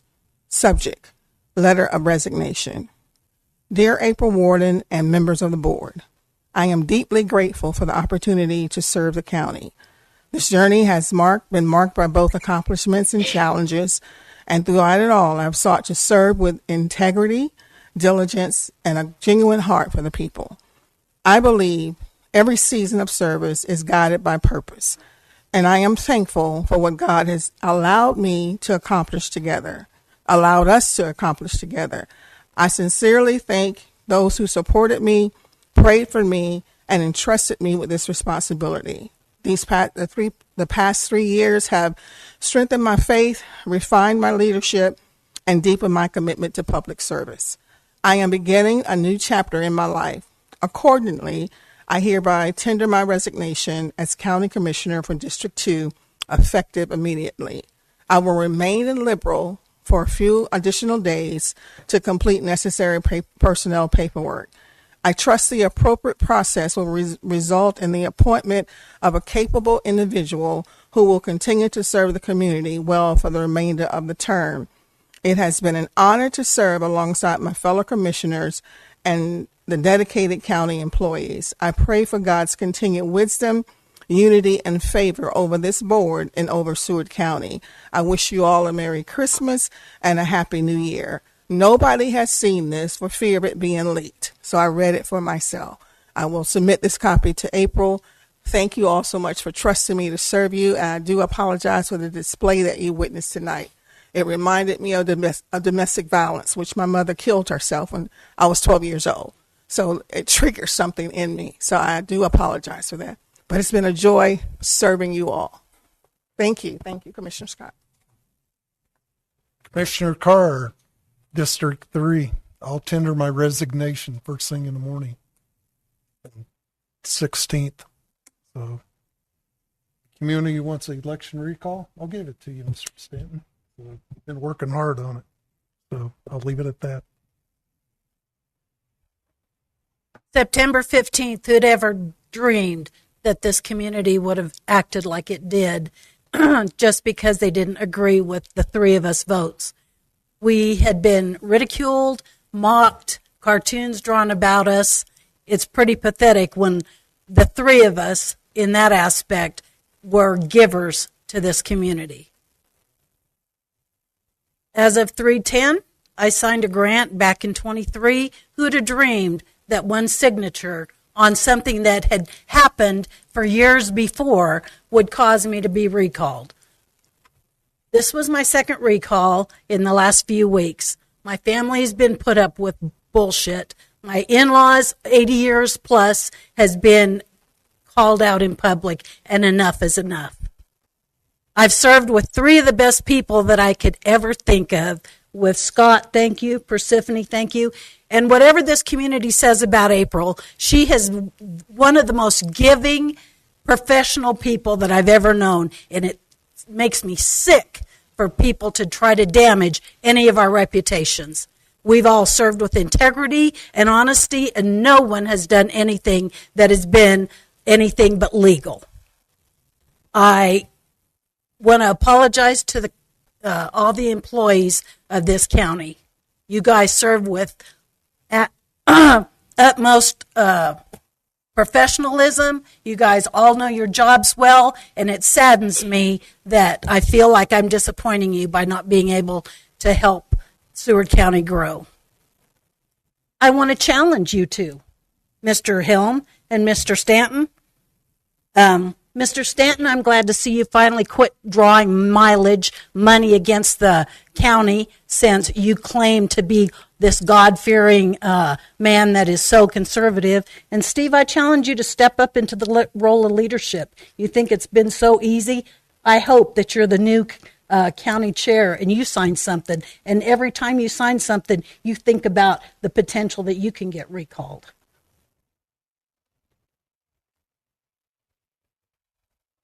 I wish Mr. Madden would be here.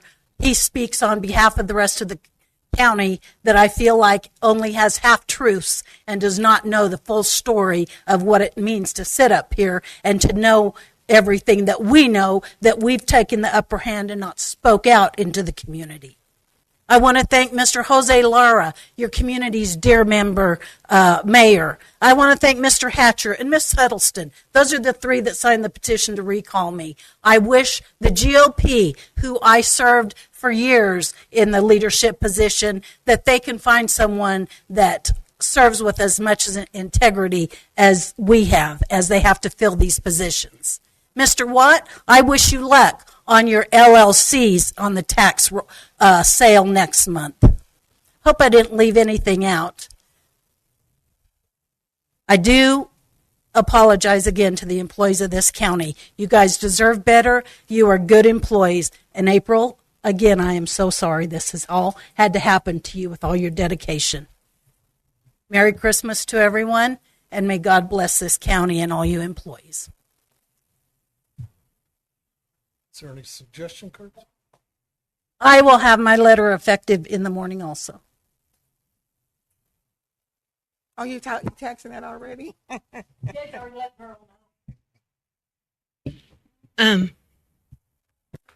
Forrest, if you're with us still, I just know that the letters of resignation will have to go to the governor. You resigned effective tonight, but they'll go to the governor, and you need to carbon copy the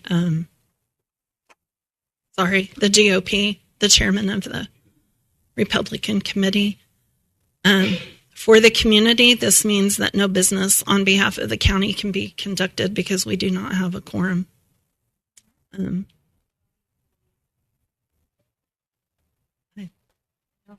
What about the employees and their pay? Yeah, Forrest, there's lots of questions right now about the employees and pay. We have a payroll that comes out Monday, or was supposed to come out Monday. Okay, so we're good for 2 weeks. And if you only have 2 weeks for the next commission meeting, you guys are good. Do not leave the October.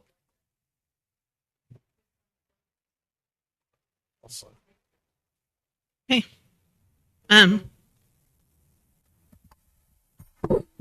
What is the Seward County policy on a quorum? How many is it? 4 by resolution. By resolution?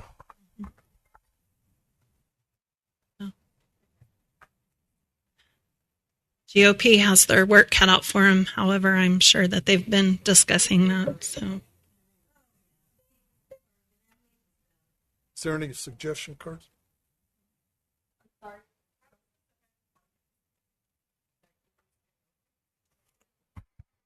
If you guys want to stick around, we can talk about that after the meeting. we can't. They cannot. No. Well, I mean, we only have 2 acting commissioners now, but I didn't mean the commission. Forrest, I'm sorry. There's so many questions. Do we just run business as usual until it comes to a commission meeting where we have to have? I'm sorry, I'm only getting the people that I heard my name, but I couldn't hear anything else. Sorry. I assume all departments will remain open. We will run business as usual.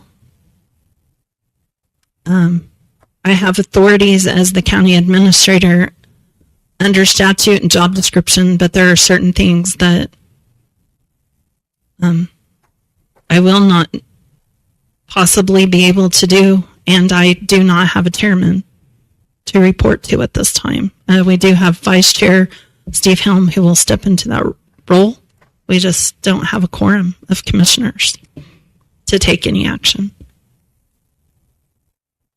I personally want to thank the commissioners for their dedication, and I know that takes a lot to sit in your positions and to have to make the decisions that you had to make. And in spite of what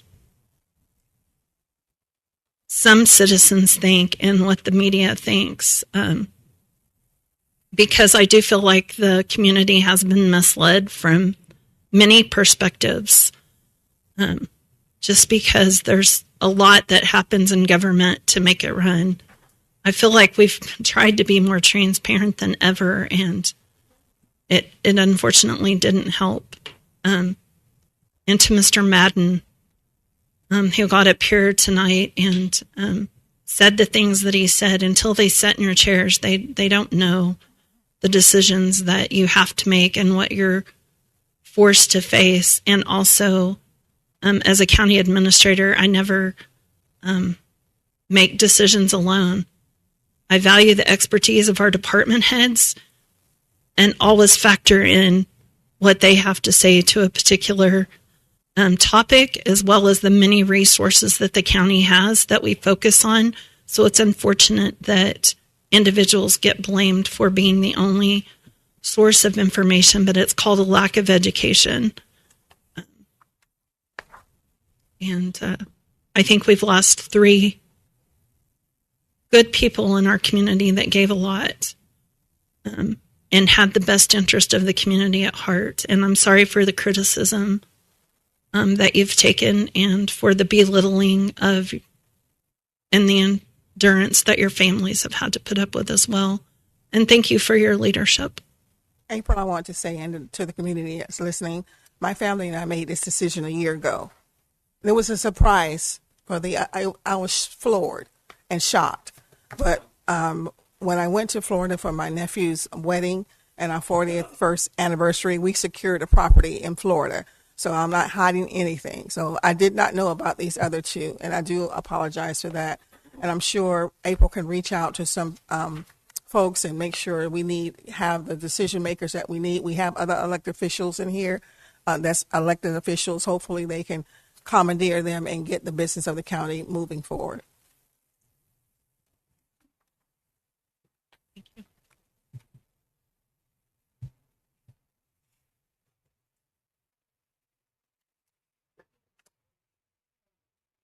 Is there a motion? Nope. We have citizen comments? No. Till tomorrow. I didn't resign till tomorrow. You two can do. They can still do things. there a But motion? they're not resigning until tomorrow. Motion by Commissioner Abbott, second by Commissioner Hill. Show of right answer approval. April, before they do that, I resigned today.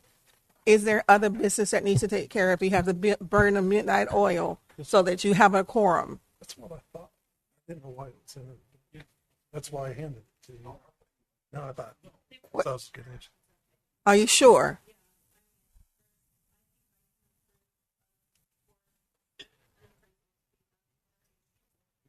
Hey, there's.